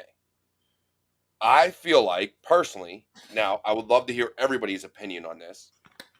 Is the CCNA better overall? I get it, it's vendor specific, but I think the underlying network information and education it gives you, I feel is better than the Network Plus. 100%. Hands down. Yeah, we agree. We all agree. I was gonna say, like, not to cut you, Derek. Like, for me, like what I advise for someone typically for Network Plus, like I typically tell someone to go over look at Network Plus, read that, get information on that, and then go to CCNA. So then they're actually well rounded and they actually understand what's going on. Yeah, because to me, the CCNA taking that taught me, yes, you learn the vendor specific shit like egrip and certain things and CLI commands, but routing, switching, subnetting, like all of the foundations of networking are still in the CCNA. You just get a little bit more advanced shit when you get the Yeah. Cisco topics. So to Right. me, the way CCNA was always taught was always better than Network Plus. Like just they taught everything plus Cisco versus just foundations. And I that was just my opinion. The Network Yeah, and Plus Dakota, is I want for help desk. no, Professor, go. Yeah, Yeah, Josh. Go ahead, Josh. Go ahead, Josh. Network Plus is for help desk. CCNA is for network administrators or network engineers, right? Yeah. So if I'm going to help desk, I need to know the foundational networking knowledge. And CCNA is a little too high for me, but Network Plus is perfect. I'll learn the basics, right? Which Cisco had a basic exam. I think they got rid of it, which was the CCENT. But they have Right. the CCT, Cisco Certified Yeah. Technician. Yeah, they have a level below CCNA now still. Yeah, it was CCENT. You had CCENT 1 and CCENT 2. After CCENT 2, you were CCNA certified. But I think they still have CCENT 1. No, Oh, it's okay. not CCENT anymore. I think they took away ICND 1, ICND 2, I think 4 or 5 years ago now. Once Yep. they went to the Yeah. one exam only, time's flying. I think it was like 5 years now. Yeah. I don't know, Yeah. dude. I I got think that. I think it's a 6 years ago. CCT. I think it's a CCT, Cisco Certified Technician, then CCNA, and all that. You're not required, and also Cisco removed all their prerequisites. Like if today I wanted to go get my CCIE, which is the top level exam, I don't need any of the shit below that. I can just go and bullshit. Because that was my original goal was to get CCIE, but I had to go through all the levels. Yeah. And I said, I can't afford that shit. No, not gonna happen. Yep. You can go straight for your CCIE now. I would never do that because I would fail. I mean, I am not an But I come do on, not know enough shit. First attempt in learning, man. You'll be all right. Yeah, exactly. $1,600 later. Yeah. But anywho, yeah. Go ahead, Yeah, and Josh. Dakota, You've had something. Yeah, I wanted to ask you something, Dakota. Actually, and it kind of ties in all the questions Pat was asking. But back to the cert right fast, which I was just talking about the certs. I still recommend Network Plus for anyone that's not going into networking. Still get that Network Plus because networking is used throughout all areas of IT. You know what I'm saying? You have to understand some aspect of networking. You know what I'm saying? So Network Plus is a good generalized so you can get the base level understanding of networking, you know, topologies and all that stuff. So, but back to the did you want to add to that? I was going to say real quick, Bush Joe just said keep it tech. He needs to come out with his own cert. Nah. Nah. That's a lot of pressure. That's a tough one, man. Nah. You see the comment on why I have to say be that? recognized Anything in the related to industry. cyber search and Linux. Keep it techie. Come out with your own cert. Make it cyber. You'll be good. Yes. So before I forget, Dakota, crap. So how does all the base level CCNA and because like I was going down that route to become a network administrator, but I just didn't get past Network Plus. I end up hopping into another area of IT. So how is all of that CCNA and all this other training? How is it applying to the cloud nowadays? Because I know the cloud is totally different. Yeah, no, that is a good question. And Cisco does have, so they have their basic CCNA, which is they used to have like different versions of CCNA. Now they just have CCNA. When you get past your CCNA and get up into the CCNP level, Cisco Certified Network Professional, they have different, I forgot what they actually call them, like tracks. And I do believe they have one that focuses more on cloud. I don't remember off the top. I think CCNP data center. But data center, But data center is more like networking in your data center, right? It's more like Nexus switches. I would also look at the fact though that for when it comes to networking, you should go, especially when you're looking at the cloud, look at the cloud specific certifications, Azure, AWS, GCP, because of the fact that when it comes to networking doesn't change. Your ports are all the same. The way things communicate is all the same. You have a virtual firewall. right? So it's a virtual Mhm. firepower or a virtual Palo Switch. Alto, but it's still essentially that same concept. So it's But just a matter of knowing that underlying infrastructure. So you're going to use Panorama or Forta or Forta Cloud or Cisco's version of whatever Mhm. to configure them. But you have the cloud behind it that where you do your ACLs, your NCLs, your everything, your whole subset comes from the cloud itself, and the firewalls and the the, switches and routers, yeah, it's all the same. the biggest thing to remember, everyone's like, oh, the cloud, the cloud, the cloud. The cloud is just someone else's data center. That's all it is. Like, it is the exact same thing as what you have, but it's just in a different location. So, people are like, oh gosh, network's going to go away. It's all going to the cloud. What do you think connects everything in the cloud? It's all connected, has its own network. So those skills you learn from CCNA and stuff, you're still going to be able to apply those to cloud networks because you're still going to have to configure the network in the cloud. So the cloud is just someone else's data center. Someone else owns the equipment. And I don't think, with COVID and stuff, we saw a huge push to the cloud. Everyone pushed through everything up in the cloud because it needed to be reachable from everywhere. Now that things have settled back down, I think we're going to see more of this hybrid infrastructure where you're still going to have your on-premise network, but you're going to have also a cloud network that are interconnected, communicating with each other. So, as in everything in tech, it's just going to be constantly evolving. And the people that are going to be the most successful are going to be the ones that'll learn to evolve and adapt to it. Mhm. That goes with all these other new technologies as well, like AI and machine learning. You can tell the people that are going to be successful because they're utilizing those as the tools they are, and the people that are not going to be successful is the people that are throwing their hands up saying, AI is going to do it all, there's no future in tech. Those are the people that are not going to go anywhere in this career and lose their jobs. But And the people you who are, always need people. You yeah, always need the human Yes. until people exactly, realize that AI cannot do everything. yeah, Oh, what? No 100%. Skynet? No Skynet is going to happen? Oh no, Skynet's going to happen. Don't get it twisted. The robots are going to take over, but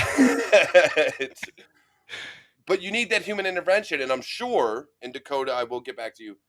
But when you look at all this automation and things people want to put in place, let's take for instance, you put in playbooks and things like that. Hey, if I get malware on X, Y, and Z or this specific malware, cut off all connection. Well, guess what you just did? You brought down your entire domain because I don't know, something on the that has outside access got, a little bit of a ding that potentially, possibly, we don't know for sure, might be malware. You now brought down your entire network. Entire network.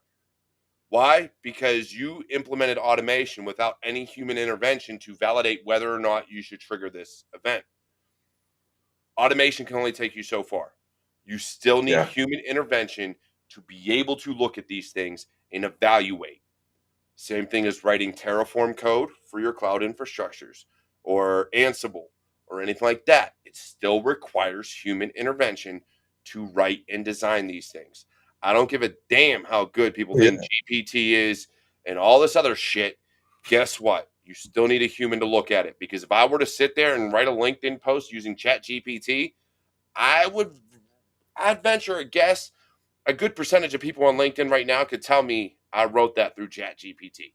Just saying. Well, oh, AI is artificial intelligence. You have to train it from somewhere. Where's it getting trained from? It's getting trained from us, the humans. It's only as it only can be as good as we are. It's not going to continue to develop and move forward in the industry. So true. But also too, the cloud is software defined networking. So Cisco has apps on software defined and scripting and stuff like that on a whole infrastructures now. That's how a network engineer in the cloud works. He works with scripts. Mhm. Um, Yeah, so I just wanted to chime in because it's almost 3 o'clock my time, and I think I just made this for like 2 hours. And because I thought an hour would, obviously, we've seen that it was gonna be too soon, not enough time, since we have 6 of us on, and we have the cyber warrior that doesn't shut up. He loves to talk. But but yeah, I guess for the next 10 minutes or so, I guess we can just take some of the questions. And this thing been going bonkers. I've been watching on this screen. I can't Yes, keep up. right? So kudos, thank you so much from all the platforms that have been, we hosted this, we streamed this. Hopefully everyone has a good year. And AppSec, I want to put this out there. Yeah, we can arm wrestle. I'll have him on in a few weeks, or a couple weeks. He works at TCM. He does all the application security, and that's a place that I really want to speed up with and pick his brain. So I'm super grateful to have him on in a few weeks, and for him to allow me to have that time with him. So thank you, Alex. I really appreciate you. And still waiting for arm wrestle. Yeah. I'll arm wrestle Philip Wiley. I'll arm wrestle whoever. And it was funny. Phil's gonna whoop your ass, Pat. I'm just gonna let you know. But it's not about, and it's funny because I went to the gym this morning, right? And I went to the gym with a friend, and he made because there's this one guy that goes around the gym, not my gym, like on YouTube or whatever, that says, "Oh, I'm a cleaner." I think he's like Arabic or something. He wears Yeah. Fucking strong as shit. He's not huge, but he's really. Are you talking about a dude that looks like tiny as shit but lifts more weight than everybody in the fucking gym? Seen that guy? Dude walks in like a janitor, picks his weight up like, yeah. All right, homie, I'm out. Like, what the fuck? Yeah. He's actually a bodybuilder. He's a real bright body. Yeah, that's why he wears the baggy clothes, so you can't see his body. Exactly. And my friend Marcio, I'm surprised he didn't chime in today, but he was like, "Oh, we should do that, but at the gym and arm wrestling folks." And just because I want to put this out there, because people think because you're big and have big muscles means you're strong. This means you could stick a needle in your ass, right? So don't think because someone has big arms or someone's huge that they're strong, because I've beat 300-pound guys that they couldn't move my arm. So it's not about how strong, big you are, how jacked you are. It's just about a technique. And if you have strong wrists, because arm wrestling is more about the technique. And I'm learning. Dakota's going to whoop your ass. That's what's going to happen, Pat. Dakota's going to come over there and whoop your ass. Yeah. This is all padding. This isn't muscle. There's a reason there's the dad in my YouTube name. I'm rocking that dad bod. Dude, I lost about 30. I lost about 20 pounds because I was getting a little hefty, and I was like, No, I seen you going to the gym, fucking posting the progress, dude. It definitely came a long way. It did, and then my back went out again. Yeah. So next year, that's my goal, is to get back into it. Hopefully, eventually, maybe, if I can get out of my own fucking head. But we'll see. Yeah. Don't let that be that's your own prison. But if there's any questions for like the next 10, 15 minutes, because I want to be respectful of everyone's time. It's what is today, Saturday? And it's Saturday afternoon, at least for me, and obviously some morning. Pat, you don't want to go live 24/7? Come on, man. Fuck that. Yeah. Dude, one of these days, streamathon. My wife will probably kill me, but I should do a 24-hour stream just to see how much money I can make and give back. Because every dollar I'll make, I'll give to like some charity or some bullshit. Like I should really do that one year. Man, after like right now, because I have, just like you, I have a bad back. I broke my coccyx bone about 10 years ago. So me sitting more than an hour, like I'm getting antsy already. I'm gonna be honest. That's why I stand, homie.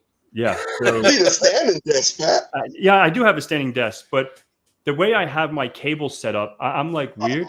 You know what I mean? Like I have OCD, so everything has to be very in a certain position. So now if I, raise my desk, my cables start disconnecting everything. So I can't even touch it until I put a little more slack. But if I have slack, then it's like starts hanging. Then if I put my leg under, I kick it.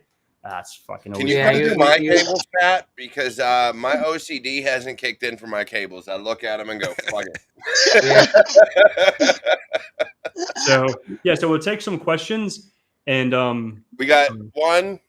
D, if you want to throw him up there, I don't know if he's even there. Then Pat lifts his desk, and his mic stops working. Then we got to call help desk. He disconnects, reconnects 40 times. So let's see what these questions. Network Plus or and then CCNA. Yeah, that's the way The I would answer do it. is So everyone has their opinion about Network Plus and CCNA. So obviously I have both of them. So the Network Plus will give you that fundamental knowledge that the CCNA won't, right? The CCNA will not teach you how to create cables 586B, 586A, white, orange, white, green, blue, white, green, brown, white, brown, right? That's the color combination for an Ethernet jack. So like that won't teach you that. That won't teach you how to patch in a patch panel and run cables and doing all like the network technician type stuff. And so there is definitely some, some information that you can gather from the Network Plus transitioning to the CCNA. So I would get I would get Network Plus then CCNA, because if you jump from CCNA and go backwards, I think I don't know. I wouldn't. That wouldn't be my. I'd preface that Once you with get the CCNA, you don't need the Network Plus. I wouldn't even get the Network Plus. I don't recommend, and honestly, I don't recommend anyone get the Network Plus. I recommend you learn the stuff from the Network Plus. Don't waste your money on the certification, and then go dive into the CCNA. Fair enough. I agree. Fair enough. Like I guess like back then, I took my Network Plus. I don't have my cards anymore. They're upstairs. I think 13 years ago now, and I took my A Plus in 2006. So yeah, 2006. So yeah, I'm old. but there's some there are some help desk jobs that ask for A plus Network Plus. Yeah, exactly. But if you go above it, then they can get bent. That's the way I've always looked at it. If I got something above what you're asking for, get bent. I'm not getting the lower certification. Yeah. One of the first networks here, the first networking certification I ever got was CCNA. I never got a Net Plus. I never got an A Plus. I had some Microsoft certs, and like I literally was the only one in my school district in high school to get Office 2000 Master certified. But but the CCNA was like the first legit cert I got, and I've never looked back. Like I will never go and downgrade myself because somebody's asking for the downgraded certification. If you can't, if you don't know your shit well enough to know that the CCNA is better, I'm sorry, I don't want to work for you. I just don't. I was gonna say something though. Sorry guys, I was gonna say that for me, like my advice for you would be, if you have a job already, like I would let your employer pay for it. Like, it doesn't make any sense for you to pay for it, right? If you're working right now and you have certifications and they're willing to reimburse and pay you, I would definitely recommend you have them pay for your certification. So you're studying and you get certified. If that makes sense. Yeah, and another note on that is, don't wait to get a job. Don't wait to get a job till you have all these certifications. You don't need any of these certifications to land that entry level job. At most, the A plus. You don't need anything more than an A plus to land your first job in tech. Then, so that in theory, you should only pay for one certification ever in your life, and your employer should pay for all your other certifications after that. If you do, man. The boot campers are gonna come get you, man. Hold on, no, he's absolutely right. He's absolutely right.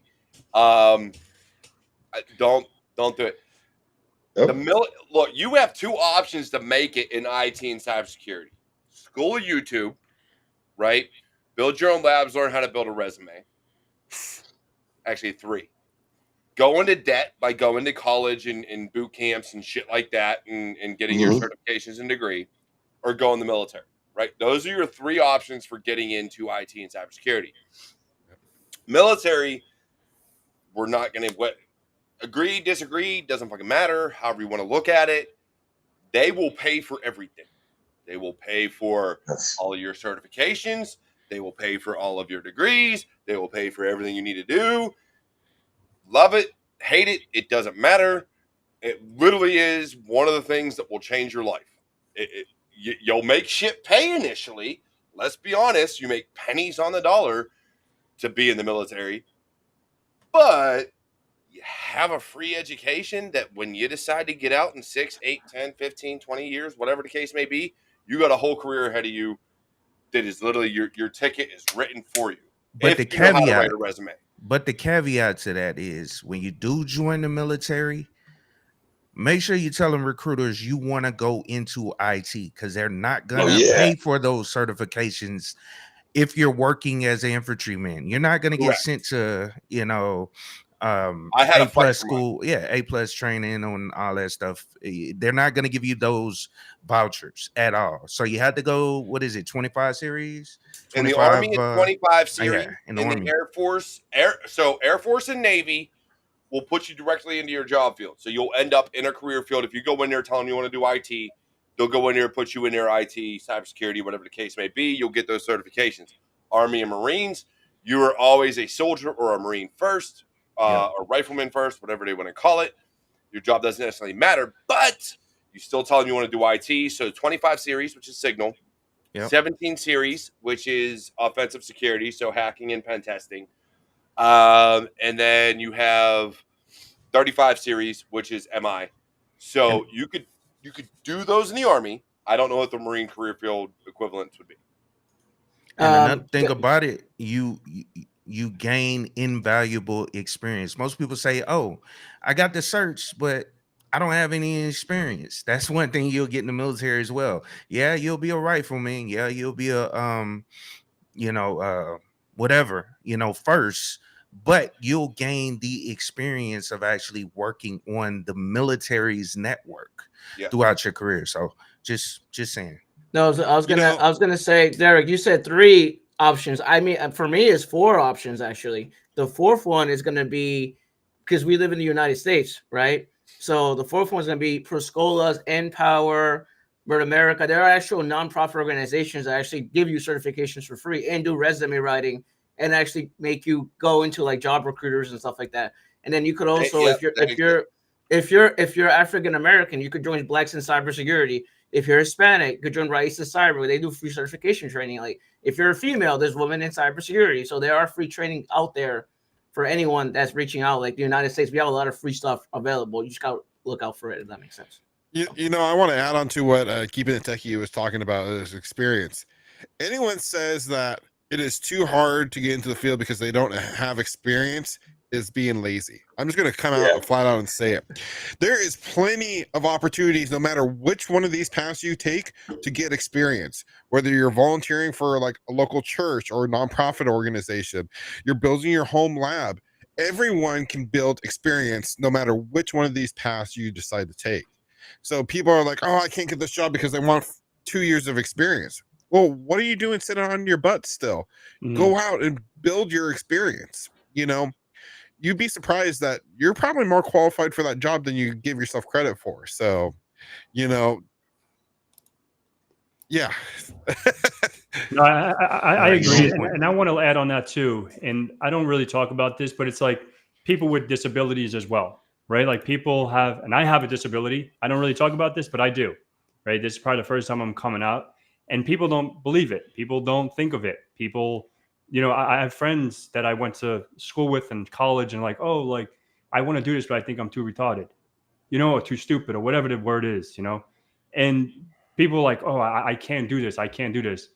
And I'm the prime example. You know what I mean? Like I have a lot of success in the field. I have a lot of, qualifications, and I came up, living with something that I'm like, fuck, am I going to ever be something? You know what I mean? So never let anything like, limit you, because that's only in your head. Just like how Derek said about going to the gym, right? That's in his head, right? Like it's his own self prison. So it's like, don't ever compare yourself to the next bloke. You know what I mean? Like, don't be like, oh, like this guy is this guy is that. Like, and I used to do that. Like my younger days when I was playing hockey, I'm like, man, I'm not as fast as this kid. I'm not as fast. So I need to start running faster or whatever the kid, or skating faster, whatever it is. Until you find out it's like, okay, the only competition you have is yourself. So if you just keep to that, like fucking you versus you, that's all it is. Like that's what that's what I did with myself from this year, for example, for YouTube and my career, and how I'm going to be next year. You know what I mean? So always face yourself. So, and I want to look. All right. So I know we're well past, Pat. This is your show. You're probably going to want to do whatever. But I did want to touch on that because that is one of the things I've talked about heavily. Never compare yourself to somebody else, because your day 1 is somebody else's day 1,000. Mm-hmm. Your day 2 is somebody else's day 10,000. Mm-hmm. You compare yourself today to yourself yesterday, to yourself the day before. You only ever compare yourself to yourself, and you're only ever challenging yourself to yourself. I know Mhm. what my issues are. I know what I deal with on a daily basis. We all Mhm. have our own issues, our own struggles, our own fights, our own wars within ourselves that we deal with. There is no reason to accentuate and make that matter worse by making a war with somebody else. I Mhm. can sit here and get upset all day at the fact that Pat, Kev, Keep It Techie, the Bearded IT Dad, everybody else has more numbers, does more things, makes more money, whatever the case may be, does all these things that I don't do. But the fact of the matter is, as long as I am doing better today than I was yesterday, that Mhm. is what matters to 100%. me. And that's Because so I that's do so true, things Alex. So differently. true. And that's So true. Like comparison is a the theft of joy. Like Yeah. it's true, and just like uh, it is. You're right about that because and just like you said, you know what I mean? And I used to say that too. For example, on YouTube, when I first started, I'm like, I didn't know how to do YouTube, but I knew the technology and I knew the technical aspect of how to do it. For example, routing, switching, ASA firewalls, firepower threat defense, and all these different technologies that I set up in Sandbox. But I didn't know how to convey that on a YouTube channel. I didn't know how to make videos and look pretty in a camera, but I knew a lot of about technology than a lot of YouTubers. I'm like, how the fuck are they doing it? I can do it, but I just didn't know how to put myself out there. Right. So it's like, you look pretty, Pat. We love you. I was just about to say that. Yeah. this fucking guy. You Yeah. sure do look pretty now. Yeah. And not, you make me blush. Don't make me blush on camera. But no, and go for it. Yeah. So I just want to, I don't even know what the fuck I was saying, but basically, I just Got want you all to, Twitter pated. yes, I just got to pay. Yeah, exactly. And no, and obviously, yeah, I want to respect everyone's time. I know Dakota had a little announcement. I remember you can say that, and I guess I have a little announcement as well for 2024 next year, next month or a couple days. I'm going to be doing a giveaway. So the giveaway is one of these Sting boxes. So one of these guys, and I'm going to be making a walkthrough video on what the Sting box is and all that stuff. So Nice. the Sting box is a honeypot. It's an IDS device. So you stick this into your network, and if there's anyone in your network or any new devices that are, on your network, you will be alerted on that. So we'll get more into it. Like I have one on my test network, and sometimes I'll try to SSH or do something from the outside into a server that I have sitting on that network and to make sure it records. And I'm testing it out. I'm like a beta tester for this company. So I'm going to be making a video in a few weeks, maybe next week or so, to set it up, convey about it, talk about it, and all that good stuff. So be on the lookout, and I'll be doing a giveaway in about 2 weeks. And yeah, that's my announcement for the next couple of weeks. And Keep I really talking. want I don't keep talking. I don't have mine ready yet. to. So I totally forgot to get mine ready. Hold on. yeah, so Keep going. you can share your screen and do whatever you need to do if you have to showcase it. But obviously I did a Flipper Zero giveaway at 50,000 subscribers, and that was pretty fun. And that's why I forgot who told me about the automated way. I think it was someone on I think someone on Instagram, because I was like literally collecting everything. See, this is how like old I am, right? Like I was collecting everyone's names and putting it into like a wheel, Yeah, like the wheel. yeah, the wheel of fame, wheel of fucking whatever it is. Yes. And then like the day of, I just clicked that fucking thing. Wherever it landed, I like reached out to the like really old school shit. It's like paper and pen. I still have a paper and pen right here. But so yeah, so now I was like, man, how can I automate this and like get the emails, get something so when it automatically draws it and it's like easy peasy. I don't have to deal with that shit. But yeah, so that's So pretty much mine. Go for it. absolutely. So I talked about it earlier. Over on my YouTube channel, every year I do like a holiday training giveaway. This year I did the 25 days of Christmas, and every day from December 1st to the 25th, we did a giveaway. And Nice. I want to also continue to give to the community. So I am actually donating a 1-year premium annual learning subscription to INE, which is an online e-learning platform worth like $750. So I just dropped the link in my chat, and I think we're dropping it across the other ones. You can go there and sign up for your chance to win a 1-year INE learning platform subscription. INE has been a great brand. I've worked with them every single year of this holiday giveaway, and I think it's a great resource out there. So if you guys are interested, click on that link to enter the giveaway. Awesome. Thank you. Go ahead, Derek. Always got to say something. Go. Well, no, it's because I look, I had to go through the different feeds, and I found something on LinkedIn that I did not see in the chat, and it's because it is missing from this stream. And so I know I saw Amber Devil Bliss chime in a little bit earlier about some of the things she was doing. There was a question, and it was, any advice for women in this space? Now, I have had many women on my show. There's many women I'm connected to: Erica Eakins, Natalie Baker, Meryl Vernon, Amber Devil Bliss. There's so many others out there that are women in cyber jitsu. So many great groups out there that can help women kind of feel like they belong. And I think that maybe what you're thinking of and really where you think you could fit in. And understand this. My advice is don't be less than what you are. That is my advice. Don't let anybody tell you you are less than what you are. If you are a badass, hard ass that's going to come in with an attitude and tell people and just kick ass and take names, do it. And if somebody doesn't appreciate that, guess what? Go find somewhere else you're appreciated. Go find somewhere else that is going to accept you for who you are. Because if somebody came into my organization and came into me and was like, hey, look, this is how I think we should do X, Y, and Z. And I'm going to ask you why. And if you can give me an answer why, then all right, cool, let's do it. Let's make it happen. Let's make big things happen. Let's make money. Let's make big moves. I'm all for it. If a company isn't willing to listen to you, then it's because they don't understand you and you need to find a new role. Don't let anybody tell you you're less than what you are, and go find these great organizations. They're going to be out there to support you. Another one is Hacker and Heels. Stacy Champagne is absolutely amazing. Go find her. She'll hook you up also. So many great groups, so many great women out there that if you're looking for help as a woman in cyber, get out there and get it. There's nothing that can stop you but you. Yeah, and the cyber queens, they're all awesome. Like you said, you mentioned all of them. We don't have to repeat the names. But I think women in cyber, whatever. I don't think anything should be blacks in cyber, Hispanics in cyber, whites in cyber, this in cyber. Like, we're just in cyber. I don't know. Like, that's just the way I think. Yeah. I don't like that whole shit. That's just me, because that's like dividing us, right? That's like saying, okay, you have to be this to be over here. You have to be that to be over there. Like, why can't we just all be one? Yeah.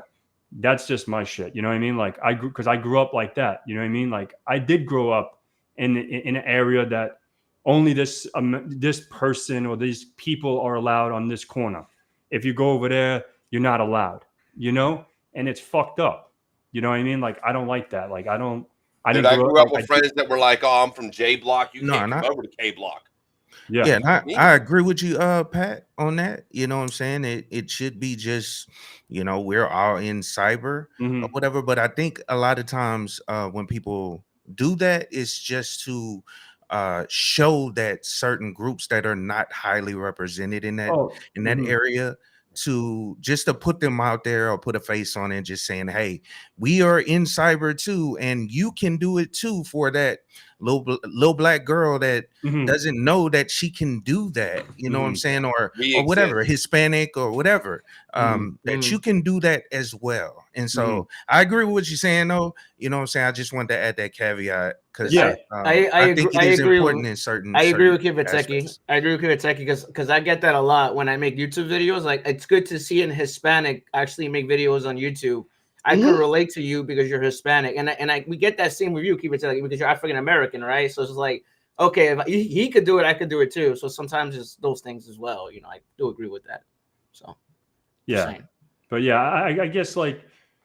I guess because my aunt is Jamaican, you know what I mean? Like, I have different, like my own, back home, my aunt married a Puerto Rican guy. So everyone is like all mixed, right? My daughter is Indian. right? Her mom is Indian. So it's like, I'm not going to be like, oh, this is a little Indian girl. That's a little black girl. They're all little girls, right? Like, I don't know. That's the Yeah. way I see it. Because I don't want to teach Valentina, oh, that, you know, she's a black girl, or she's a Spanish girl, or she's an Indian girl. No, she's your friend. She's a little girl, just like you. Yeah, So, and I see it the exact same way. I mhm, get exactly what you're saying. I see the exact same way.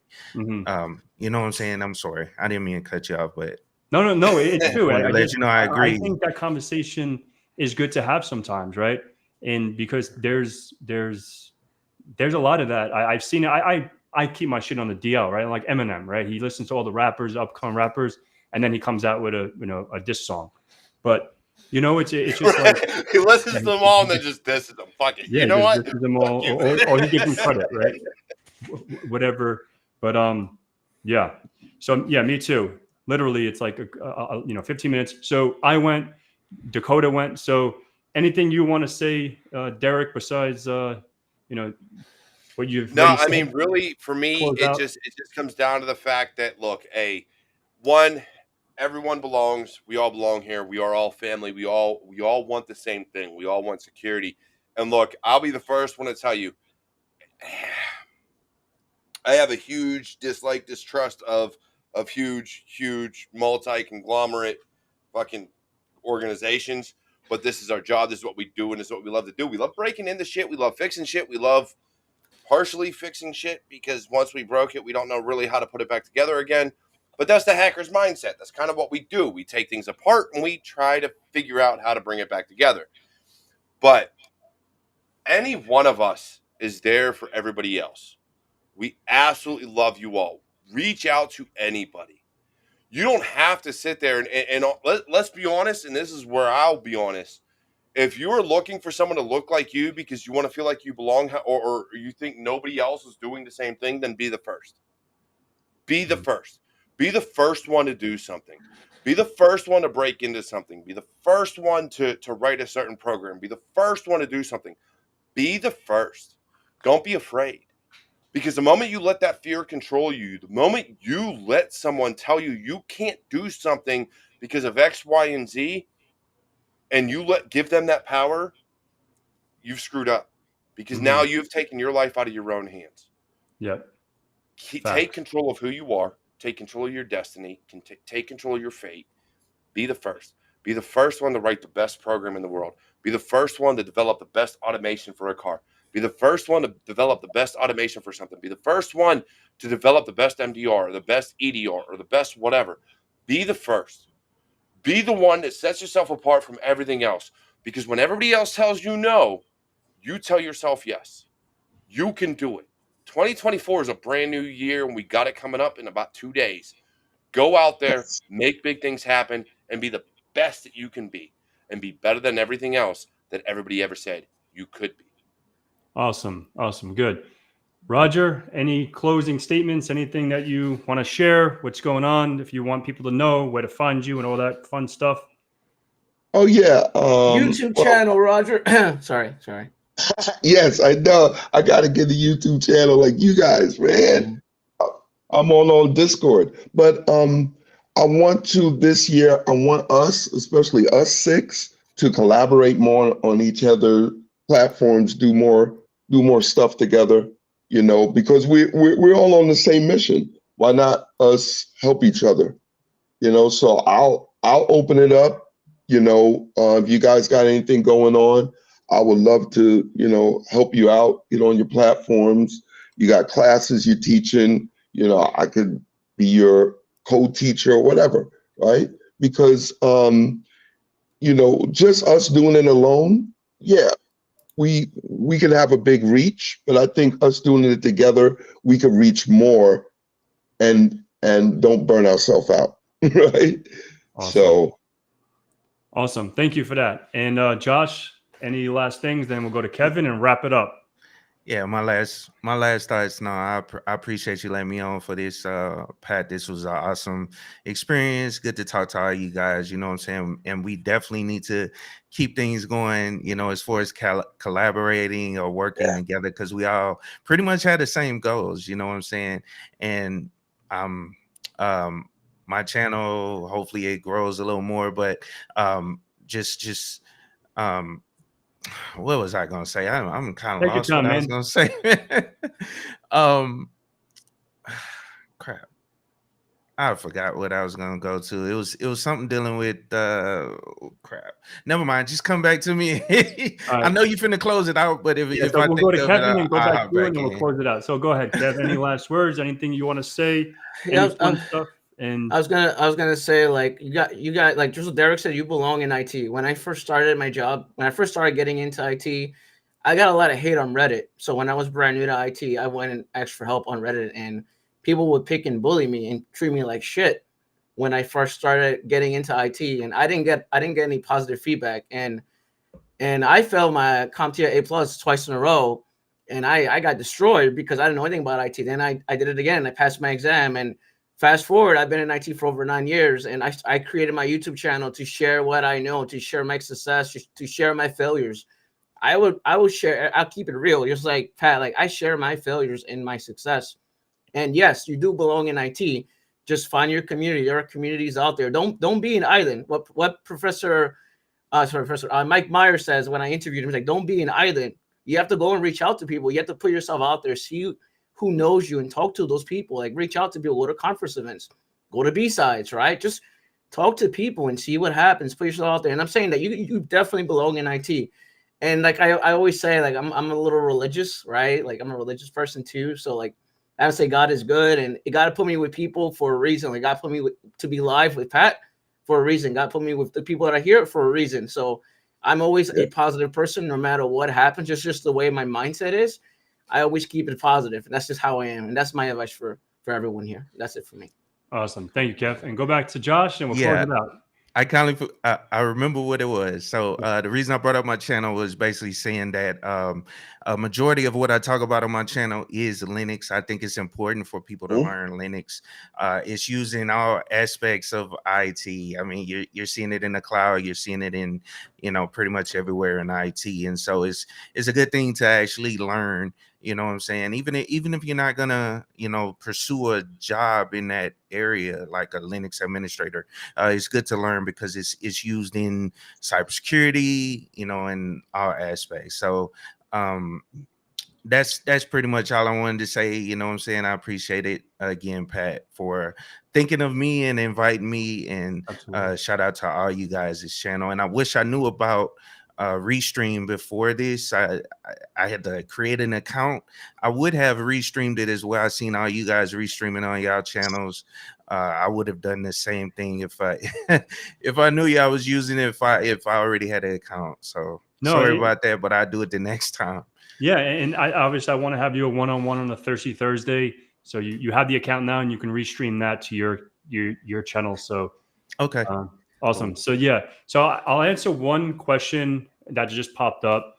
Which Linux distro, Kali or Parrot? So I'll say both. Yes, both. I like Kali more for your day-to-day pen testing stuff. I use Parrot more for, I cannot say this word, anonymity. Is that how you say it? To anonymize yourself. Yeah, and there's Black Arc too. Oh, look, Arc. So no, Arch can get out of here. Arch Linux, get bent. And actually, I think me and Josh had a conversation about that. Yeah, we had a beef over it about something about that. And then fuck Arch. And like Parrot, I really enjoy Parrot for Wi-Fi pen testing, right? For Wi-Fi stuff, all my Alpha cards, my Chinese cards that I get off of Alibaba, like, some test, I just plug it in and it's plug and play. Literally, like a lot of those. Alpha 500, and you'll be okay. I have a few Alphas. I have them back. I don't even know, back there with my Ranger shit.